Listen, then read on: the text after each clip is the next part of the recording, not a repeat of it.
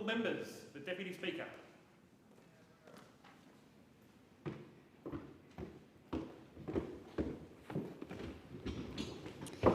Great.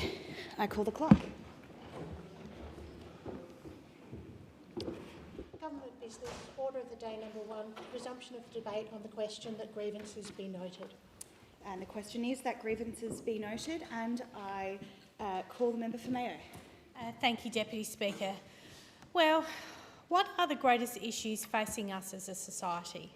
I would say our birth rate is actually a good litmus test on the confidence and optimism of our nation. We want Australian families, we need Australian families, and we want and need couples to raise little Australians. And on that front, we are failing miserably. Our birth rate year on year has declined, and we're doing very, very little to stem that decline. Population Australia, the government's own department, records birth rate in freefall, and it's continued to expect to decline. We've prioritised very high levels of immigration over natural increase by birth. In 2023-24, we had a natural increase of 105,000 little Australians, that is births less deaths, and a net overseas migration of 423,000 people. In 25-26, our natural increase is expected to decline to 99,000, and by 2065, and this is what should make every one of us deeply concerned, when we are, according to government data, expected to have a population of 41 million people, we will have a natural population increase of just 69,000 new little Australians, and that's for a population of 41 million people. We have very, very little time to turn this around, and I believe that there are some levers that the government can pull, and they must pull hard to arrest this decline. In 2023, we had a fertility rate low of 1.49, and then that has dipped further. New data from the Centre for Population says that in 2026 it's expected to decline to 1.42 children per couple, the lowest it has ever been, lower than during the Great Depression, lower than during World War I and World War II. Now, in the early 2000s, the Howe government saw this and were concerned by this, and they implemented a raft of measures and actually asked the Australian community to have another baby. Now, that saw in 2005-2006 an increase in just that 1 year of 2.4%. We need to do that again. Why are couples not having families? Well, many couples in my community tell me they simply can't afford to have a family. Nearly half of young Australians cite the expense of raising children as a major obstacle. Over half of Australians under 35 have delayed parenthood due to cost pressures, and childcare in Australia consumes well above OECD average share of household expenses. Childcare is inflexible. Many young people say to me, I don't want to have children to have them grow up in a childcare centre. And for those places to be the ones that see the first steps, hear the first words. I want to be able to raise my own children where one of us can stay home. Now that choice is considered a luxury. We have no meaningful tax incentives for families with children. We do not offer income splitting, nor do we have any tax offsets. Income splitting that would allow a family's tax burden to be divided and collected across two spouses. This creates a fairness because the same family income can have two very different tax bills. For example, one family with a whole family income of $200,000, where both are earning $100,000 each, can have a combined tax bill of $41,000. Whereas the same income of $200,000 as a family, where one member is at home raising children and the other is out earning the $200,000, pays $56,000 in tax, a nearly $15,000 difference, and this is unfair. 13 OECD nations allow income splitting, including the United States, France, Germany, Poland and Spain. If we want to arrest the decline, this is one measure we can do, because this is saying we value families. We value families being created in our nation. Out-of-pocket expenses for childcare, whether it's daycare or vacation care, is a legitimate work expense, and we do not allow families to claim this on their tax return. We should do everything we can to support families to thrive, and both income splitting and ensuring that out-of-pocket childcare expenses can be classed as a work-related deduction are two measures that would really make a difference to young couples who want to create a family. Or perhaps they have one child and they just can't imagine being able to afford a second child. The second issue we must address urgently is housing affordability. This is the biggest lever we can pull, and one that I think that we can do very swiftly. House prices have skyrocketed over a decade, and so has our population. In 2016, the median house price in South Australia, metropolitan South Australia, was $494,000. In January this year, it's $996,000. It's nearly $1 million. The average new mortgage in South Australia is around $600,000. Now, those monthly repayments sit at around $3,600, and of course we've just had an interest rate rise. You can't have those mortgage repayments and have a family. There just isn't the financial bandwidth. Both couples must be working full-time and only covering their own expenses. We've had successive governments constantly create policies that increase housing demand and do not reduce it. The government's latest solution was to create a subprime disaster in the wings for first home buyers through the 5% deposit scheme. This policy, according to the government's own data, was expected to increase house prices by 0.5%. The reality is the demand has surged and prices have surged, and the government's own modelling was proof false. Just recently in The Guardian, it was reported that hot competition for cheaper Australian homes has powered a relentless upcrash in prices despite rising interest rates. Inner city one-bedroom units in Brisbane have risen close to $20,000 a week, making sales prices from as recent as January completely irrelevant. And this was bound to happen because when you add a further demand lever without taking away a demand lever, such as the very high numbers of migration since COVID, you are adding fuel onto an already lit fire. We must take the heat out of this insanity, and the only sensible and logical way to do this is to reduce migration numbers immediately. This means both permanent migration and also temporary migration.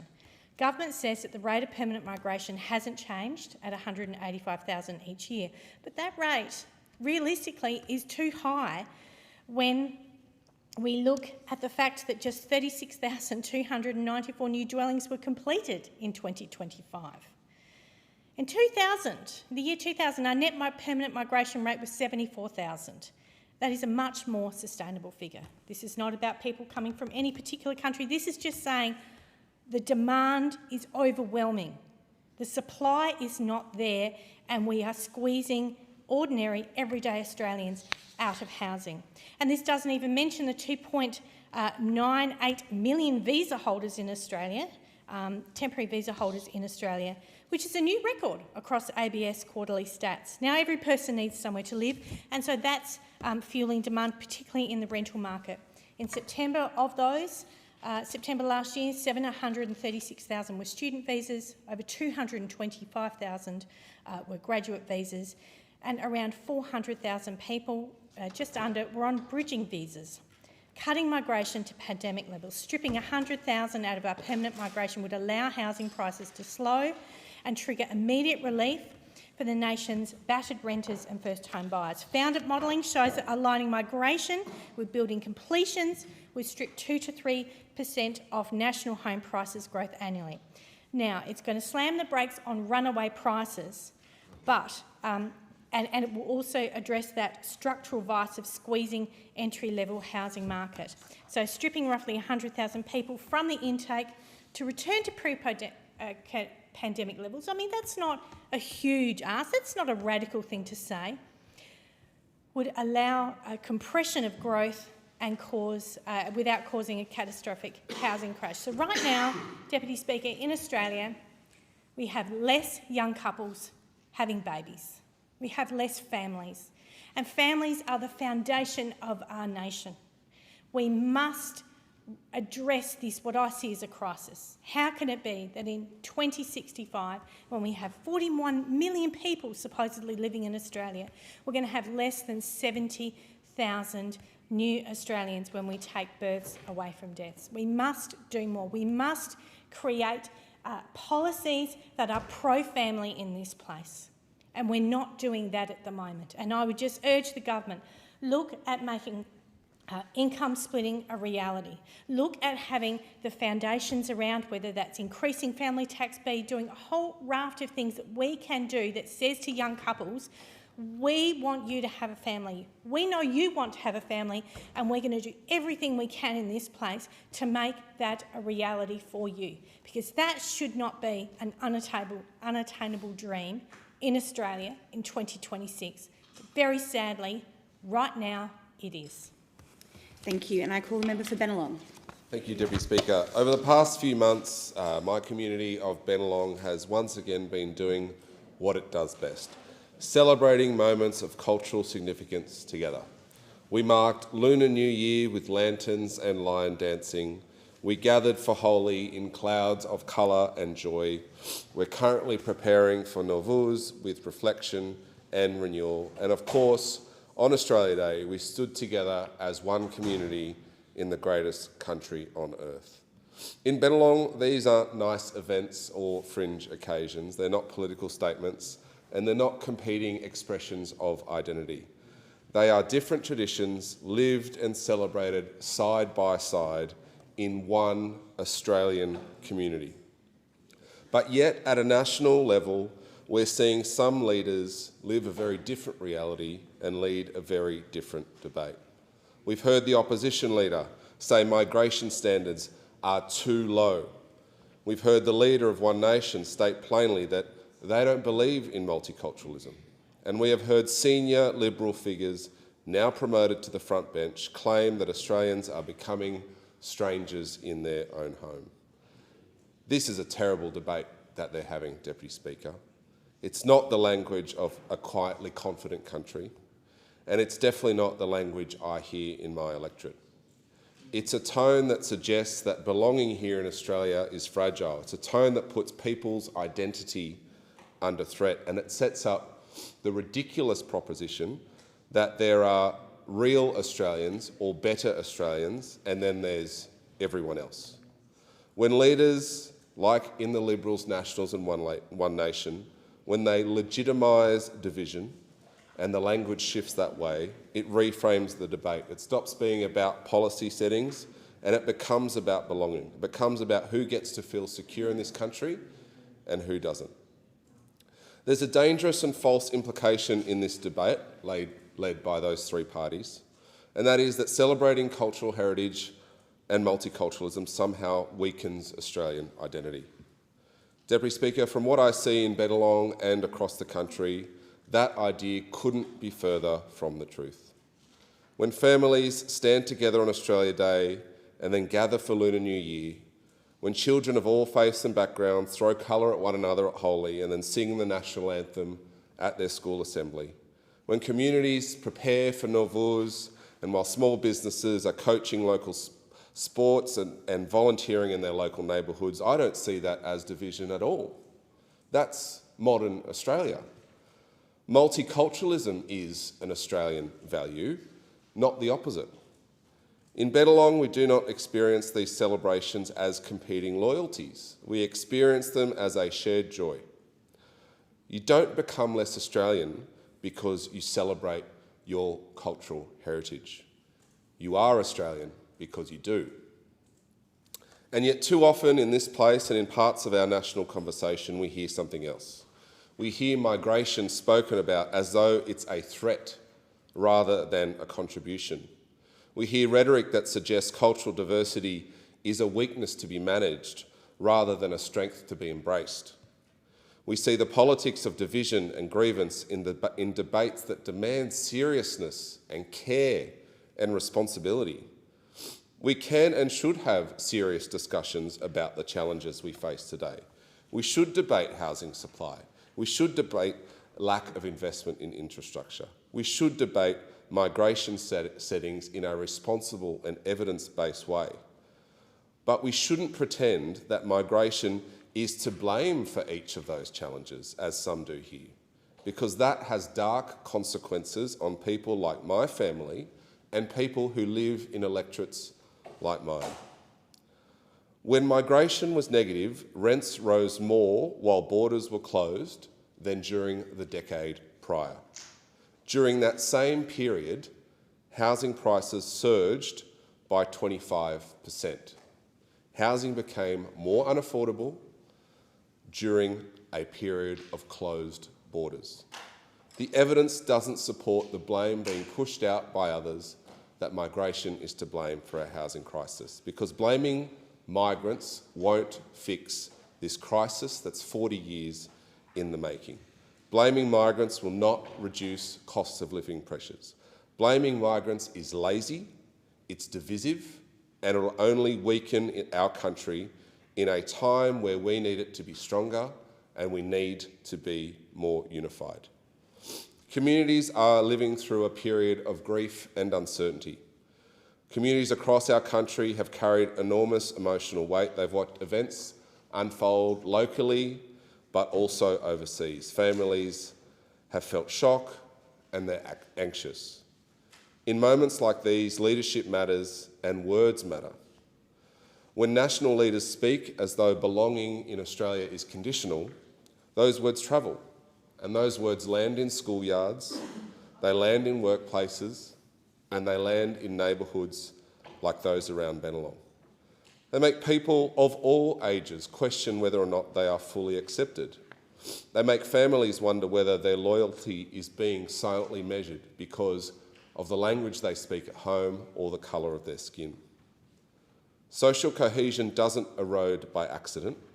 It erodes when it's chipped away, comment by comment, headline by headline, insinuation by insinuation. And rebuilding that trust is far harder than undermining it. In Bennelong, I represent proud Iranian Australians who are not defined by their geopolitics. I represent Chinese Australians who are not defined by foreign governments. I represent proud Indian and Korean Australians and many others who are not defined by events beyond our shores, and I represent a huge Italian community in Ryde who settled here decades ago, once arriving as newcomers and now woven into every fabric of our community. There are people who arrived generations ago, like my family, and those who just arrived last year, and they stand side by side. They love our country. They're not outsiders. They're not temporary guests. Deputy Speaker, they're Australian.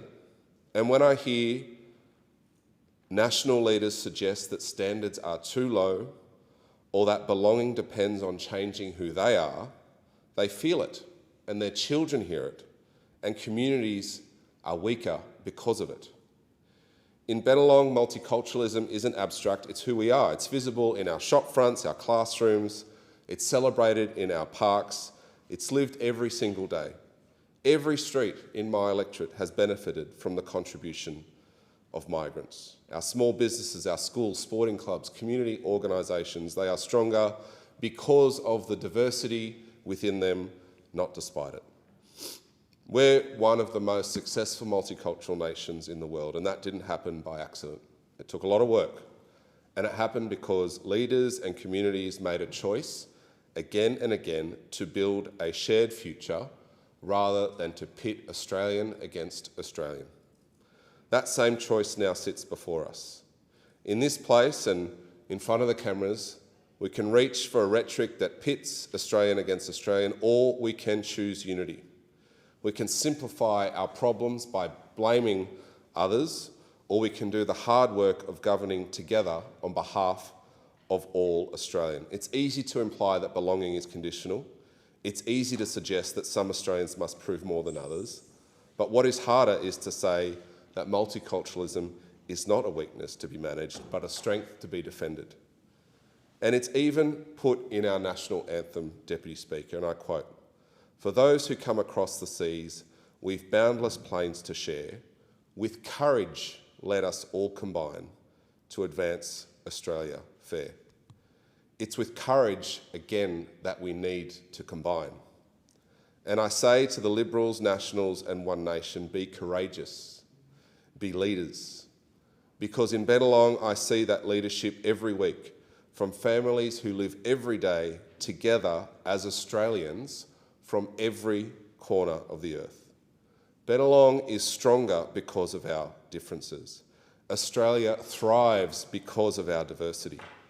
And Australia is better than when we celebrate multiculturalism than when we attack it and blame it for problems we must face.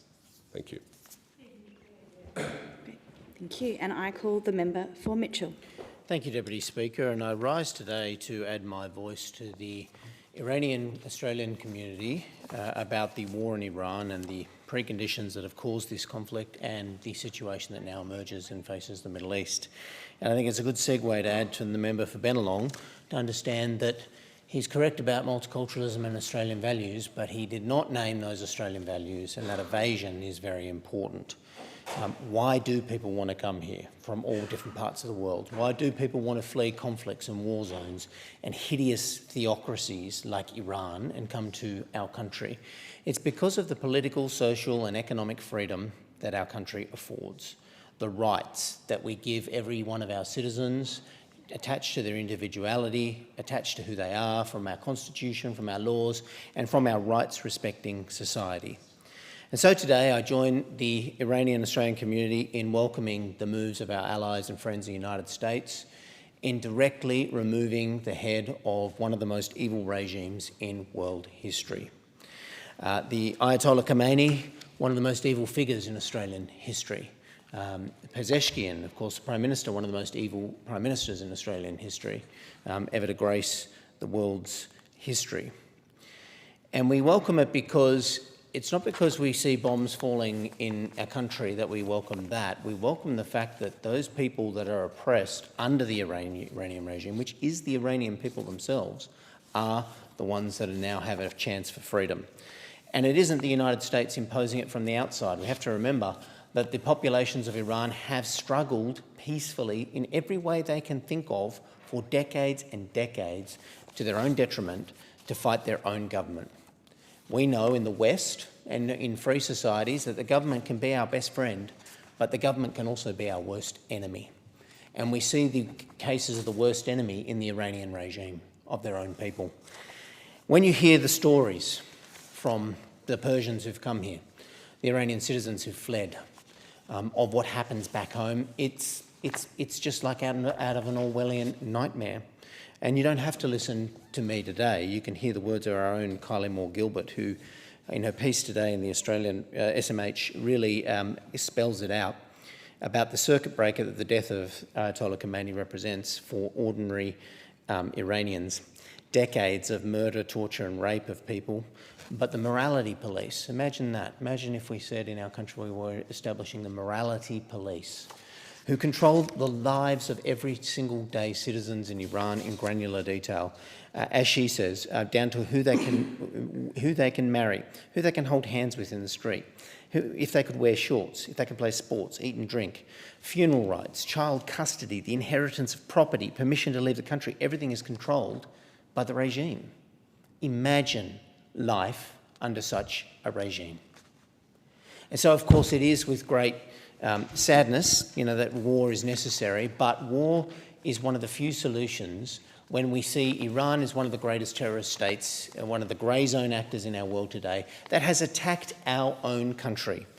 And I want to do something unusual and commend the Albanese government for the stance they've taken, the moral clarity that they've shown. And the Prime Minister Albanese has shown moral clarity on Iran, and I do welcome the Australian government doing that. It's important that we stand together with the Albanese government as an opposition, and we do, on him taking a very strong stand on the destabilising and terrorist state that is Iran. Not only because they have attacked Australia, and we saw the expulsion of the Iranian diplomats from Australia because of planned terrorist attacks and terrorist activity within our own country. But we are not alone. There have been hundreds of these incidents over decades in France, convictions of terrorists sponsored by Iran. Iran is the single greatest sponsor of terrorism of any state in the entire world today. It has taken too long for the world to do something about it. For too long, countries have put up with this grey zone actor of Iran deliberately undermining the peace and prosperity of free countries all around the world. And Australia has not been immune from these actions. And that's why we saw the bravery of ordinary Iranians, but let's be frank, the bravery of Iranian women who over many decades stood up to the regime at their own great personal risk. Mahsa Amini, a symbol, a poor Kurdish woman beaten to death by the morality police for violating dress codes.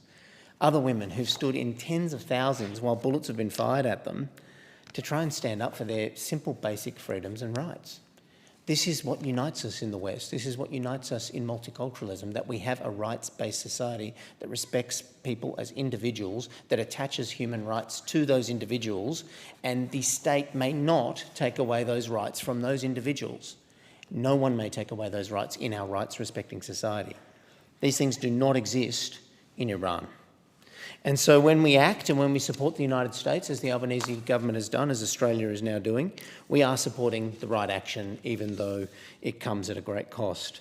Because the only hope for a diaspora of people, for a population like the Iranians who have for decades struggled and protested and just in January of this year been massacred on a record level of deaths in a protest rally of anywhere in the world, this is really the only answer that anyone can really think of. And when you think about the evil mullahs in Iran, these are some of the most evil clerics and mullahs on the planet today who have deliberately suppressed their own population and their own freedom of their own population for their own religious purposes. And it has been a grand struggle of the Iranian people for a long time. And so while this comes at a great cost, you can see that we are not alone. When you think that most of the Arab states, almost all of the Gulf states, unanimously oppose Iran, you have to think what's going on. Peace in the Middle East, one of the most elusive goals for the world.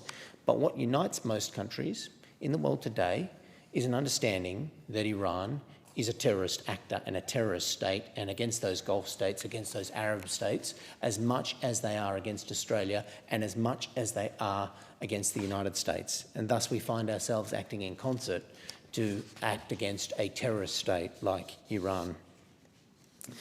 A highlight again for the House, as my community has told me repeatedly, and the people in Western Sydney who've come here from Iran, intelligence agencies from Iran have been monitoring and acting against people here in Australia for decades. And with the amplification of those efforts, we saw that Australian intelligence linked the state of Iran with arson attacks in late 2024 that occurred, one at a cafe, one at a synagogue in Melbourne.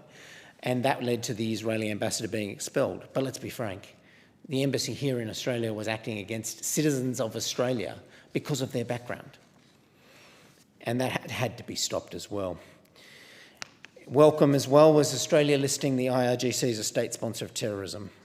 Again, too late by all governments, and frankly an admission that our own government didn't act fast enough or strong enough, but also the Albanese government could have acted faster on what was compelling evidence that the Revolutionary Guard Corps was a state sponsor of terrorism.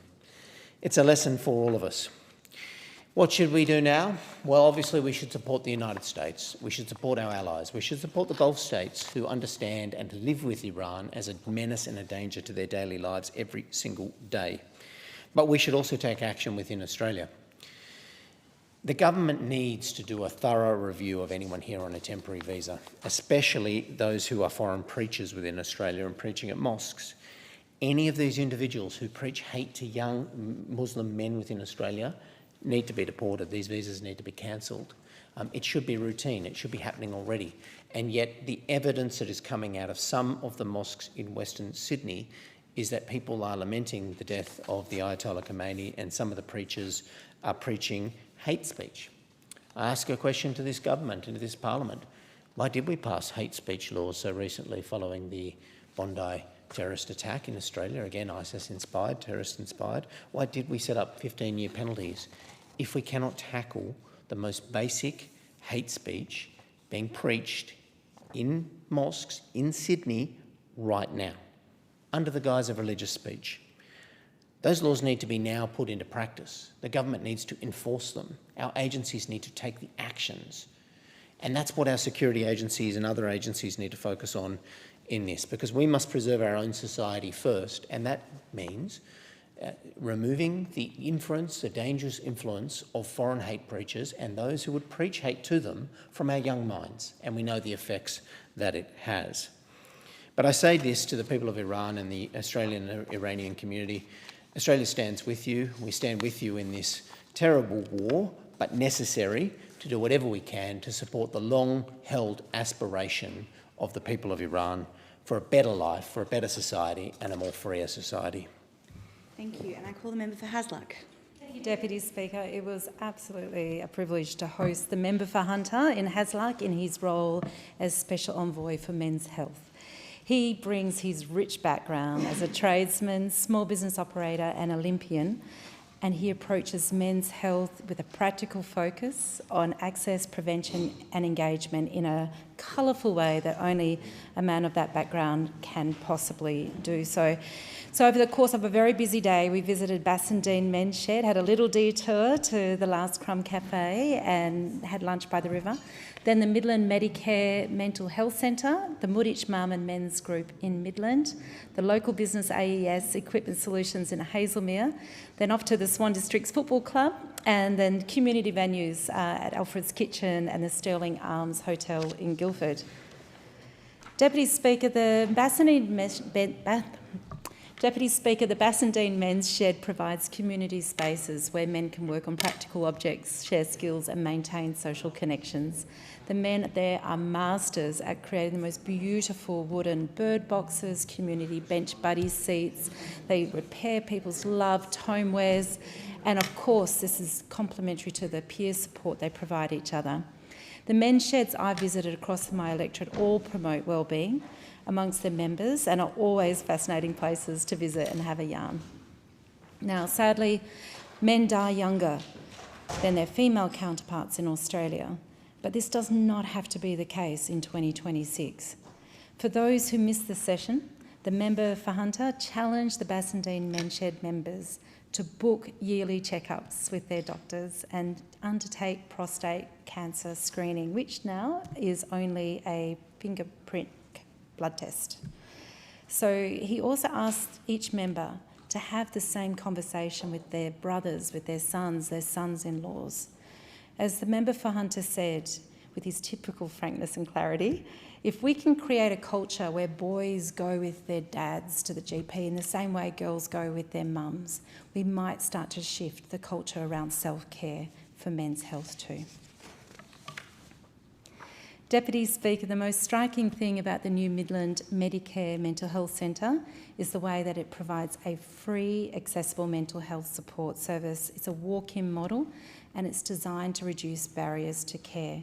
From the moment you arrive, you are greeted by a wonderful person at the front desk who will simply ask what type of support you might be looking for and then will direct you to the right area. And it's all very private. In fact, you can even walk in without even providing your name. You volunteer as much information as you're in a position and willing to share.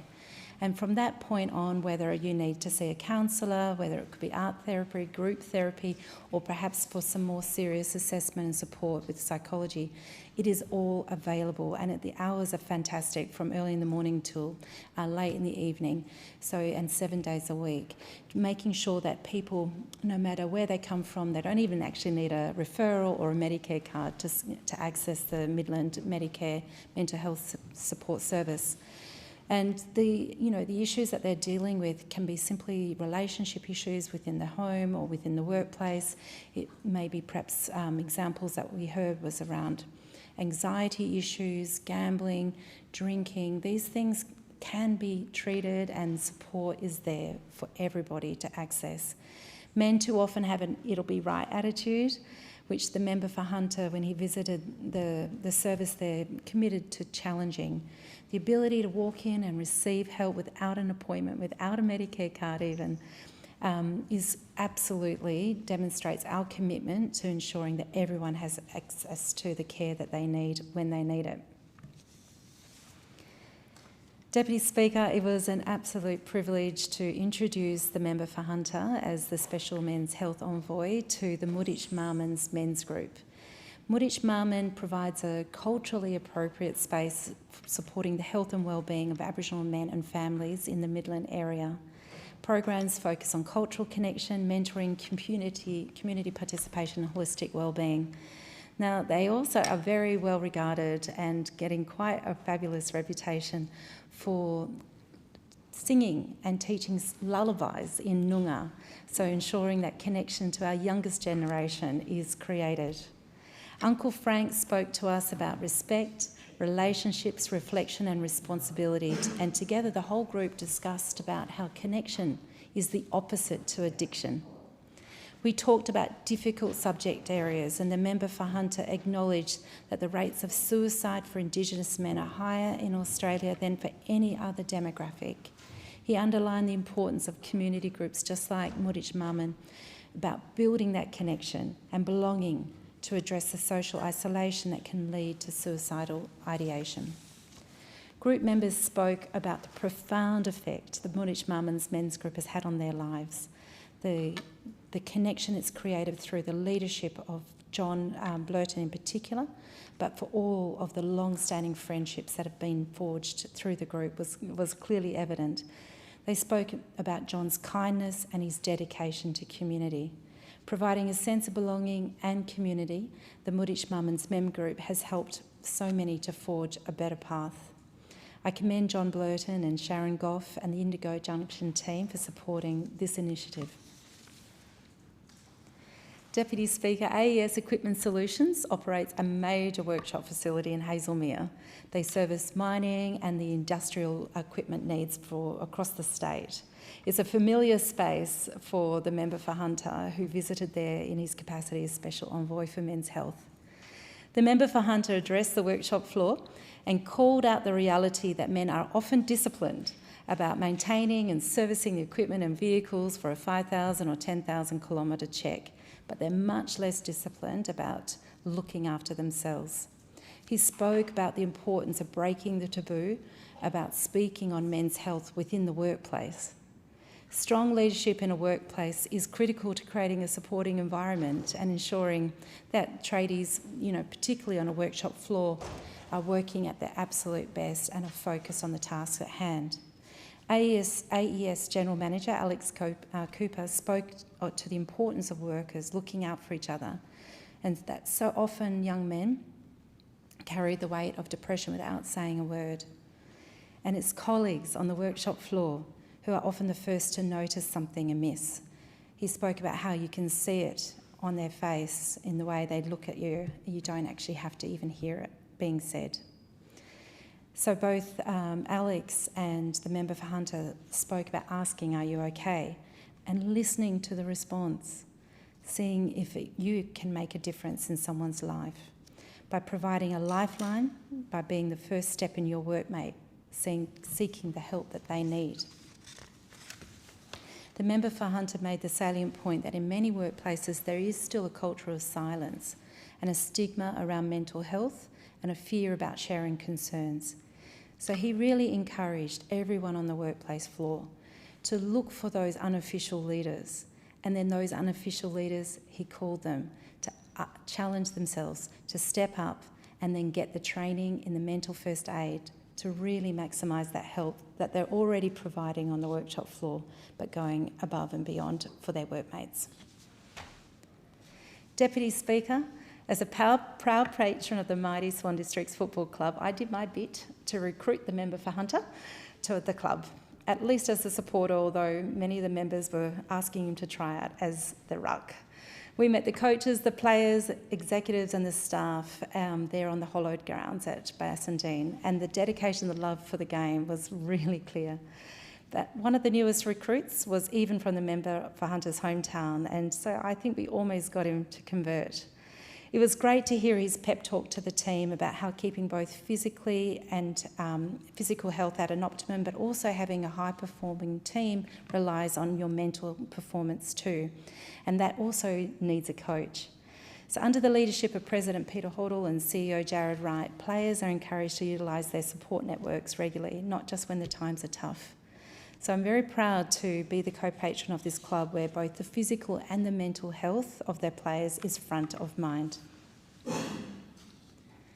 Deputy Speaker, when you come to Hasluck, if you hear the call from Lisa calling out bacon burgers, crams or Alfred's special or pea and ham soup, you know exactly where you are. You're at Alfred's Kitchen. Alfred's Kitchen is 80 years young in Guildford. It is a very well-known landmark.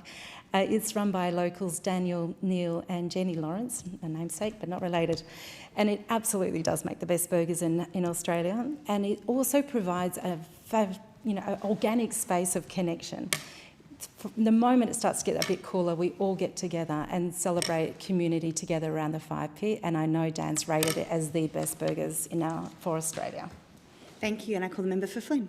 Thank you, Deputy Speaker. And today I rise to speak on 3 grievances born of neglect, underinvestment and a failure to properly consider the needs of rural and regional Australia.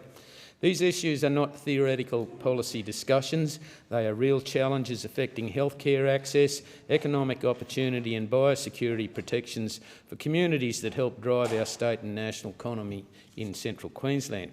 Deputy Speaker, my first grievance relates to the healthcare services in the Gladstone region. Since the closure of the Mater Hospital and the downgrading of the Gladstone Hospital from a Level 4 facility to a Level 3 facility under the former Queensland Labor government, there has been a significant decline in the availability of maternity, specialists and other essential medical services. This decision has had a profound impact not only on the Gladstone residents but also on surrounding regional communities that rely on the hospital as critical healthcare hub. For many families, healthcare access now means travelling further, waiting longer and facing greater uncertainty during already stressful circumstances. Regional Australians deserve access to safe, reliable healthcare close to home, not a gradual erosion of the services over time. Even more concerning was the revelation of a report hidden by the former Labor state government which showed that the Gladstone Hospital Blocks 1 and 2 buildings were in dire condition. By 2023, parts of Block 2 were quietly decommissioned without any clear plan to repair or upgrade these facilities. By mid-24, half of the top floor had been taken out of action due to its deteriorating state, and by July 25, the entire top floor was vacated to ensure patient and staff safety. This situation did not arise overnight. It was a result of years of underinvestment and deferred maintenance, problems that regional communities too often experience when infrastructure planning fails to keep pace with population and service demand. I welcome the Queensland Government's commitment to expanding Gladstone Hospital while maintaining access to health services during construction. The new facility will deliver 51 additional beds and treatment spaces, including 40 new inpatient beds, 6 renal dialysis chairs and 5 high dependency unit beds. This investment represents an important step towards restoring confidence in healthcare delivery for the region and ensuring Gladstone residents receive the level of care that they deserve. Deputy Speaker, my second grievance concerns infrastructure, specifically the apparent abandonment of the inland rail extension to the Port of Gladstone. I recently joined with Senator Matt Canavan in calling the attention to the federal government's failure to the progress of this critical project. During Senate estimates, it was revealed that the Department of Infrastructure spent $4.8 million completing a business case for the inland rail extension. That work was finalised in January 24, yet since the project has stalled without explanation or progress. Even more concerning was the revelation that the Labor Assistant Minister for Regional Development, Senator Anthony Chisholm, who publicly promoted the project ahead of the 2022 federal election, had not even read the business case. In 2021, while speaking with locals in Gladstone, Senator Chisholm stated that the existing inland rail to Gladstone would bring significant benefits, alleviate freight pressures in southern Queensland and support long-term growth of the Gladstone port and the local economy. These were strong words, but actions must follow commitments. Labor says one thing in regional Australia and another in Canberra. It is deeply disappointing that a project with clear economic potential, strong regional support and complete planning work is allowed to sit idle. Numerous studies have demonstrated that the inland rail to the Port of Gladstone will transform how goods move across Australia, creating long-term opportunities for regional communities, including those within the Flynn electorate. The CSIRO modelling shows that the inland rail could reduce national freight transport costs by close to $213 million annually across approximately 22 million tonnes of freight. These savings would flow directly to Australian businesses and industries, strengthening productivity and regional growth. The benefits extend across more than 12,000 supply chains in 94 communities, including the coal, steel, grain, vehicles, horticulture and livestock industries. An extension to the Port of Gladstone would connect inland rail from Toowoomba through Miles, Wandone, Mara, Banana, creating a direct export pathway to domestic and international markets. This is not simply a regional project, it is a nation-building infrastructure project. The federal government should release the business case publicly, particularly if senior ministers have not taken the time to read it themselves. Regional Australians deserve transparency and the certainty about projects that shape their economic future. Deputy Speaker, my third grievance relates to the growing issues of tick outbreaks affecting regions across Queensland. Recent outbreaks, including near my hometown of Taroom, highlight a problem that's been building for years. Producers across the South Burnett and surrounding regions have repeatedly raised concerns with me about the increasing risks posed by to the Queensland beef industry. A public meeting held in Taroom on 13th of February drew approximately 250 attendees.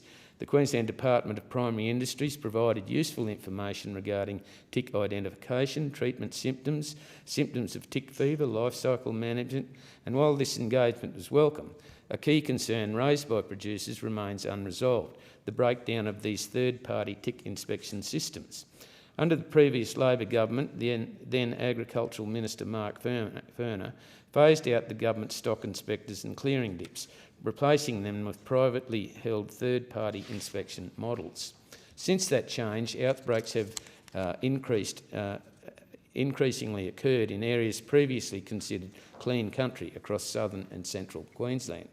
It is now abundantly clear that the system designed to manage cattle movement between tick-infested and tick-free zones is not functioning as intended. The immediate priority in Taroom is to identify the full extent of the outbreak, treat the affected cattle and restore the area's clean status. Currently, 4 properties are under quarantine and there is concern that many more may follow. Many landholders operate multiple properties under the same PIC number, increasing the risk of further spread. One of the most significant issues raised during the community discussions was the sheer scale of the inspections required. Thousands of cattle now require inspections simply to obtain permits to move, yet there are not enough accredited tick inspectors available to meet this demand. Producers are asking reasonable questions. How did this occur? Why has it happened repeatedly? And what steps have been taken to prevent future outbreaks? While the departmental staff are working with existing legislative frameworks, the broader responsibility lies with the government's policy settings. The Queensland Government must recognise that the current system, introduced by the former Queensland State Government, is not delivering the level of biosecurity protection that is required. This issue must be addressed urgently to protect Queensland's clean areas, safeguard producer confidence and defend one of our state's most important agricultural industries. Deputy Speaker, 3 grievances I have raised today: healthcare access, critical infrastructure and biosecurity management share a common theme. Regional communities cannot continue to be an afterthought. Rural and regional Australians contribute enormously to our economy, our exports, our national prosperity. They deserve investment that keeps pace with their contribution, infrastructure that supports growth and systems that work in practice, not just on paper.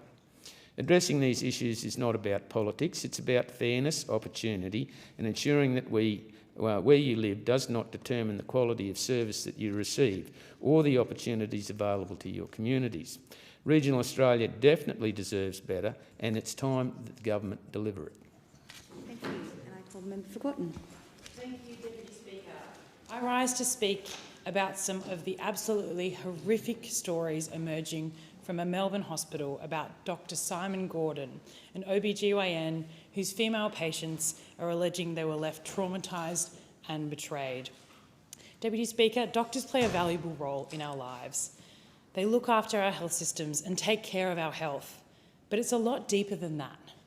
No matter who you are, when you visit a doctor or a specialist, you are putting your trust into that healthcare professional, trust in their authority, trust in their professional training and expertise, trust that the advice they give you is correct, and trust that they have the best intentions to do what is genuinely in the interest of your own health. It's an incredibly vulnerable experience to undergo surgery, trusting that your doctors and your healthcare team are there to give you the greatest possible care. For a medical professional to break that trust is a violation, a violation. The allegations against Dr. Simon Gordon are a demonstration of a violation of the trust between healthcare professionals and their patients. Women have alleged they have undergone many highly invasive surgeries they were told were medically necessary, only to find out that they weren't. Women who alleged they were told lies about their pathology results, which led to their ovaries being removed unnecessarily. That the numerous invasive, expensive surgeries left them in far greater pain than before. And it is an absolute blight that these allegations are coming from women navigating women's healthcare problems. Historically, women's health hasn't just been neglected, it's been taboo. I remember when I was in year 8, one of my best friends had endometriosis and had to undergo surgery. Now, granted, we were in year 8, and going through that at a young age while you're still growing up is really, really tough. But what sticks out to me now from this memory is just how taboo that was. We weren't supposed to talk about it. We weren't supposed to ask about it. Women's health conditions like endometriosis were very stigmatised back then, and no one really knew what it was. And issues women and girls were having around women's health were shoved under the rug. So it's not altogether surprising that at a government and policy level, you could almost say the same.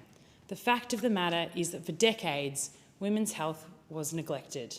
And the bottom line is that a lot of the time, women aren't listened to.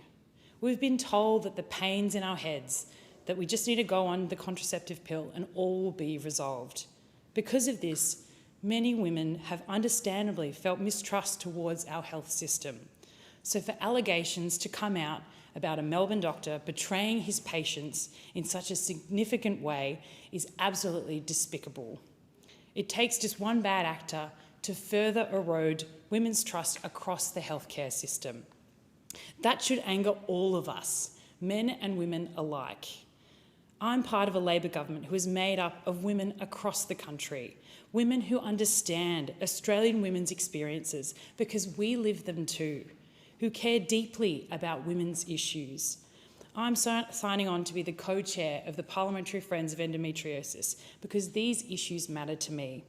I'd like to thank the outgoing Labor co-chair, the member for Bendigo, for all her hard work and advocacy in this space over the last few years. I support the Minister for Health in having written to the Victorian Health Minister about the stories from Epworth Hospital that have come to public attention. And I support the Minister for Health in asking to consider where the agency's Safer Care Victoria, which oversees the operation of private hospitals in that jurisdiction, should conduct an inquiry into the Epworth Hospital. I also welcome the Victorian Premier's referral of this case to the Victorian Police for potential investigation around any criminal offences that might be involved here. But most of all, I thank the women involved in these allegations for sharing their stories. It's not easy and it takes a great deal of courage. That bottom line is that women's health needs to be taken seriously, and that starts with listening to women. Deputy Speaker, I'd like to raise a second grievance. I'd like to condemn the recent disgraceful comments made by Senator Hanson. The rhetoric that has been echoed in the parliamentary chambers and in public statements around the country in the recent weeks has been absolutely abhorrent. We had this senator recently tell the Australian community there are no good Muslims. Now, as a so-called leader in a country built on the back of migrants, what exactly does she mean by that? I invite the senator to my electorate in Melbourne's western suburbs to tell that statement to over 12,000 people belonging to the Muslim community in my electorate. It's a shame that I have to say this, but I'm not surprised that this came from One Nation. Quite frankly, this is by no means the first comment Senator Hanson has made during her terms in Parliament that deserve every bit of criticism and condemnation. And let's call it what it is, racism. It is racist to say there are no good Muslims in Australia. One Nation have one clear goal: dividing everyday Aussies and disrupting social cohesion. This, by the way, is while being bankrolled by wealthy overseas donors and being flown to the US for flashy speaking tours. Where I am surprised, though, is the role the Libs have in this and the space that they seem to try to carve out for themselves in the future of Australian politics. I don't know about anyone else watching the Liberal National Coalition lately, but they just seem absolutely lost. They are stooping to one nation's divisive tactics, inciting hatred and sowing fear. The three right-wing parties of Australia, the Libs, the Nats and One Nation, are seeming more and more the same. And frankly, I don't get it. It's not what the Australian people want to hear about. Aussies across the country right now care about cost of living, about access to healthcare, education and improved infrastructure. Divisive language and divisive politics is in the interest of not a single Australian. In yesterday's censure motion of the One Nation senator, the Liberal National Coalition sat alongside, signalling support for her racist remarks, bar just two.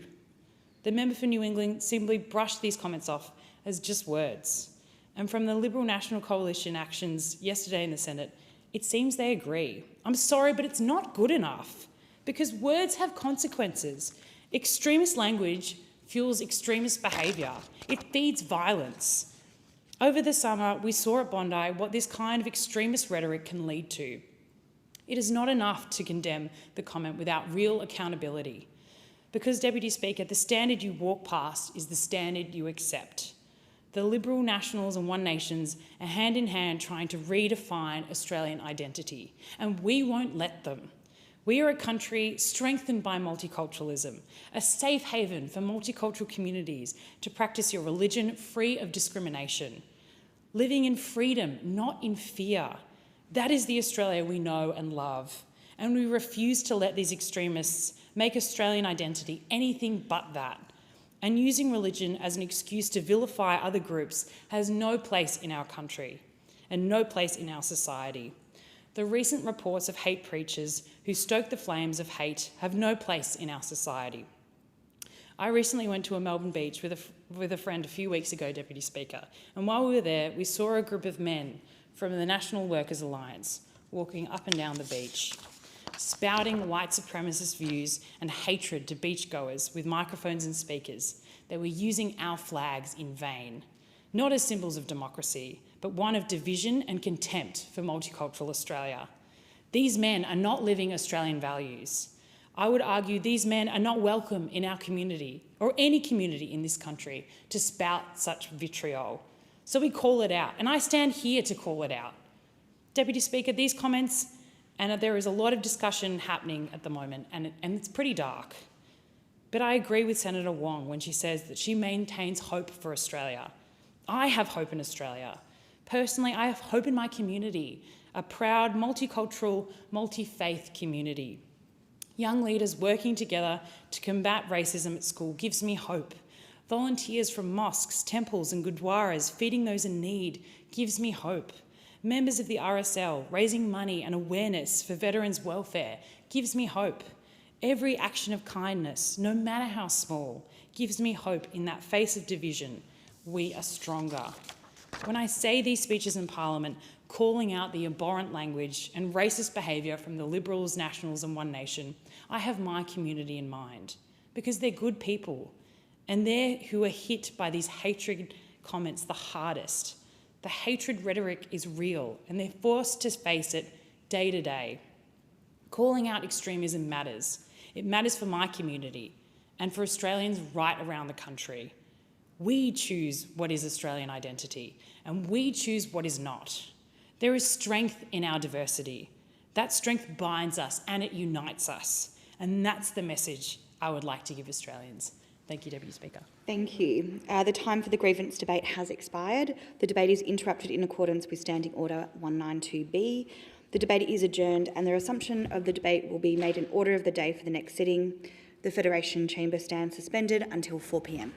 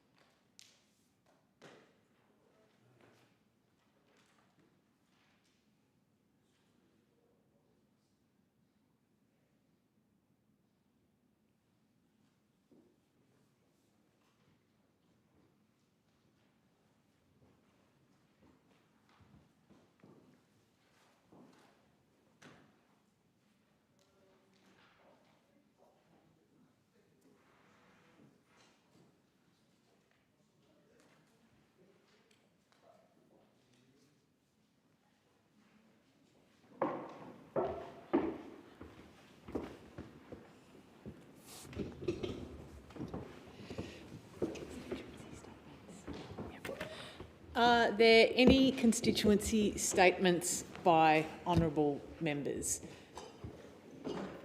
The member for Grey. Speaker, over the weekend, torrential rains led to devastating flooding across regional and remote South Australia. The highest official falls over the 3 days included 175 millimetres in Yunta, 150 in Minnipa, 147 in Acuna Bluff, 111 in Ceduna and 108 in Woodna.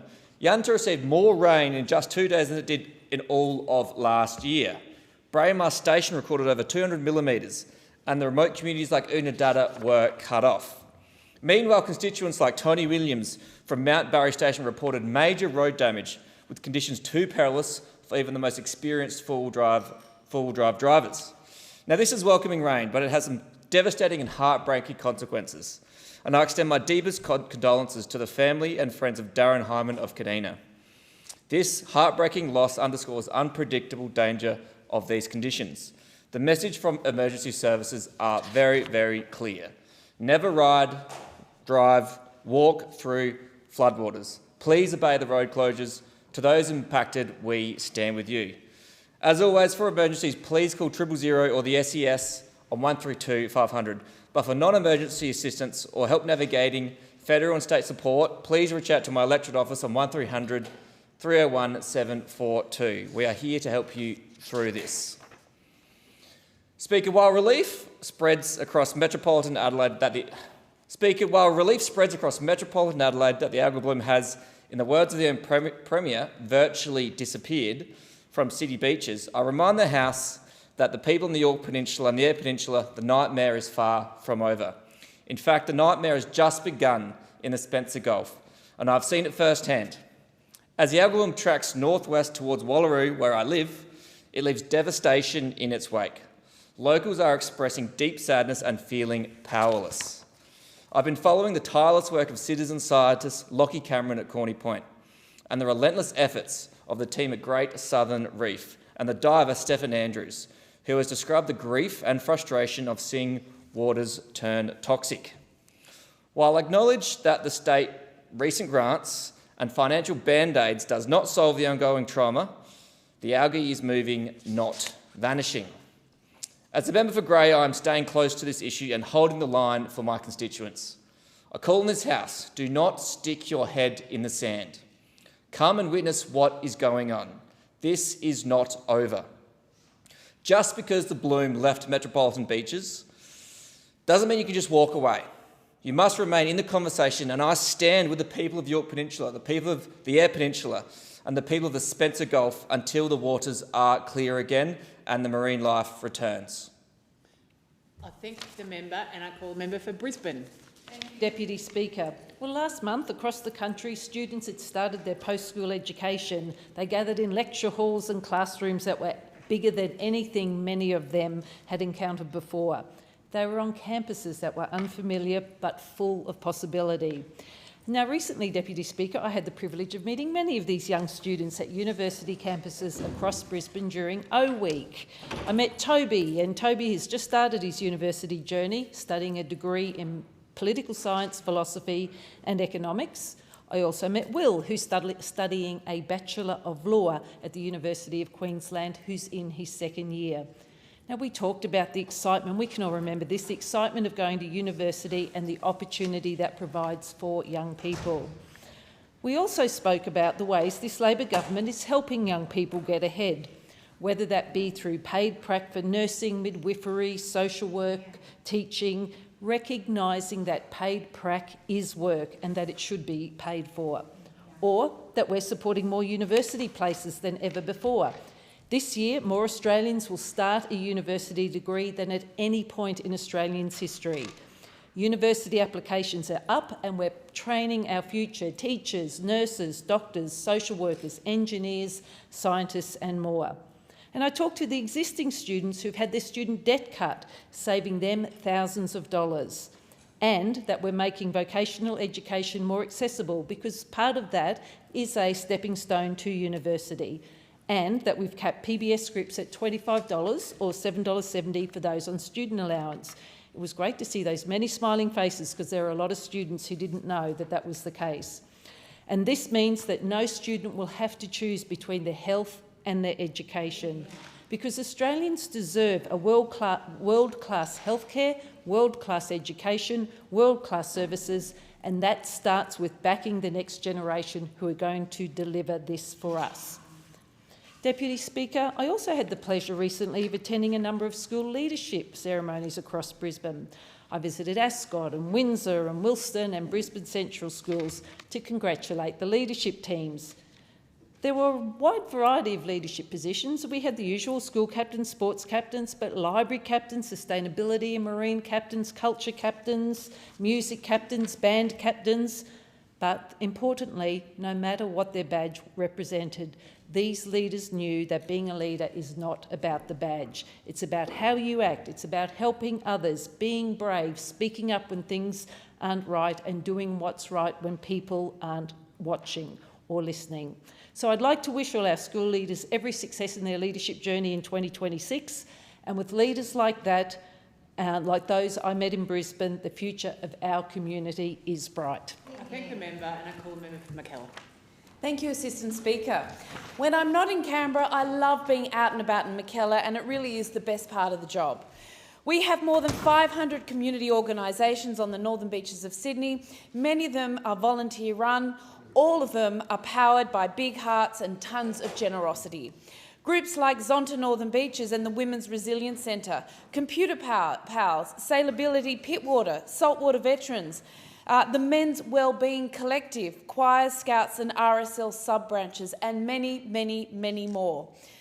They are the quiet achievers of our community. They step in when someone needs help. They create connection and vibrancy and represent the true spirit of Mackellar.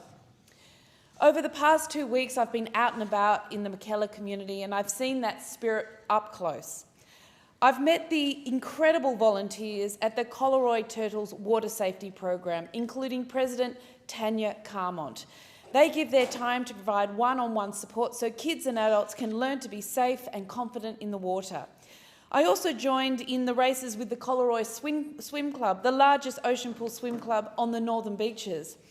At the Special Olympics Awards lunch, we celebrated the remarkable achievements of local athletes and the incredible commitment of their coaches and carers. I also met the children from Brewarrina taking part in the Bush to Beach program at South Narrabeen Surf Lifesaving Club. First Nations students who demonstrate regular school attendance come to the beaches to learn to surf and snorkel. Watching their confidence grow is community in action. And I must certainly do a special shout out to Jack Cannon and his team who volunteer countless hours to get this transformative program off the ground. Last week, I also attended the relaunch of Mona Vale Chamber of Commerce, where local business owners spoke candidly about the pressures they're facing. I look forward to working with them directly and advocating for policies at this federal level to help our businesses flourish on the northern beaches. Thank you to Kylie Harding, the new Chamber President, for her hard work to get the Chamber up and active again. I was also proud to receive a Scout supporter scarf from the First Eleanora Heights Scout Group and congratulate Scout leader Sean Blasdell on achieving his Wood Badge, the highest leadership training level in Scouting. My team and I also took part in RSL Lifecare Veterans Expo in DY last Friday, an important community event where local organisations come together to connect veterans and their families to services and support. I am constantly awed by the people who give their time so generously on the northern beaches of Sydney, often quietly and without recognition. To every volunteer, every organiser, coach and advocate, thank you. Our community is a much more wonderful place to live because of you. Thank the member, and I call the member for Hasluck. Thank you, Deputy Speaker. Sunday, the 22nd of February, was one of those days that mattered. Thousands of locals came down to celebrate the opening of the new Midland train station, and I was proud to attend on behalf of the Federal Minister for Infrastructure, Transport, Regional Development and Local Government, the Honourable Catherine King. This wasn't just a ribbon cutting, it was a community event, a celebration of shared investment, a sign of what is possible when governments work together and deliver. With more than $400 million invested through Commonwealth and state partnerships, this project is a clear example of cooperation creating public good. I want to acknowledge the Premier Roger Cook and Deputy Premier and Minister Rita Safiotti for their focus and their commitment over many, many years to bring their vision of Metronet to life. And I especially thank the member for Midlands, Steve Catania, and the Midland and Districts Historical Society who championed preserving the old station clock. That clock now stands proudly within the new development, linking Midland's history to its future. This new landmark station, it sits adjacent to Midland's historic railway workshops, the railway worker cottages and the new Bellevue railway workshops. From my electorate office just literally down the road, I've been able to watch this project take shape week by week. Steel, concrete, cranes, and now a modern, accessible station that is genuinely one of the most impressive on the network, with local Indigenous artwork fully incorporated into the whole design. But let's be clear, infrastructure is not just about buildings. Around 1,000 workers contributed to this build, engineers, planners, tradespeople and apprentices. This is what shared investment means. It means jobs, it means skills, it means real training pathways for young people. Through initiatives like our fee-free TAFE and the support for apprenticeships, the Albanese government is making sure that we've got the skilled workers to deliver projects just like this one, not just in Midland though, but right across the whole country. For families across Hasluck, the benefits are immediate. Better public transport means safer access and stronger connection to their jobs, education and of course services. And with the state government's $2.80 go anywhere fare, every tap on and off is real cost of living relief. When household budgets are tight, affordable public transport really does matter. Midland train station, well, it's strengthening the area as a hub for workers, services and community life. Good transport, of course, doesn't just move people, it expands opportunity. It means where you live doesn't limit where you can go. And the opening day, it captured exactly that spirit, and the Family Fun Day brought together everyone from face paintings to formalities emceed by the former WBA light heavyweight champion Danny Green. It really showed how much the community cares and what it serves. I thank the member and I call the member for New England. Thank you very much, Madam Deputy Speaker. I rise today to talk about one laurel for the government and 3 barbs. The laurel is, I want to thank them for the money that we've got on Road 358. It's the second range crossing for the New England Highway. It goes from Willow Tree to Merriwar. It's the only road I'm going to get to open twice in my career, because the first time we opened it, it fell into the creek and they had to redo it again, and now we're going to open it a second time. And here are the 3 barbs. Another east-west road requires upgrade of the Port Stephens cutting. Someone is going to get killed there. Unless you're on the 2-way, you do not know of timber trucks coming down. And there is completely blind corners.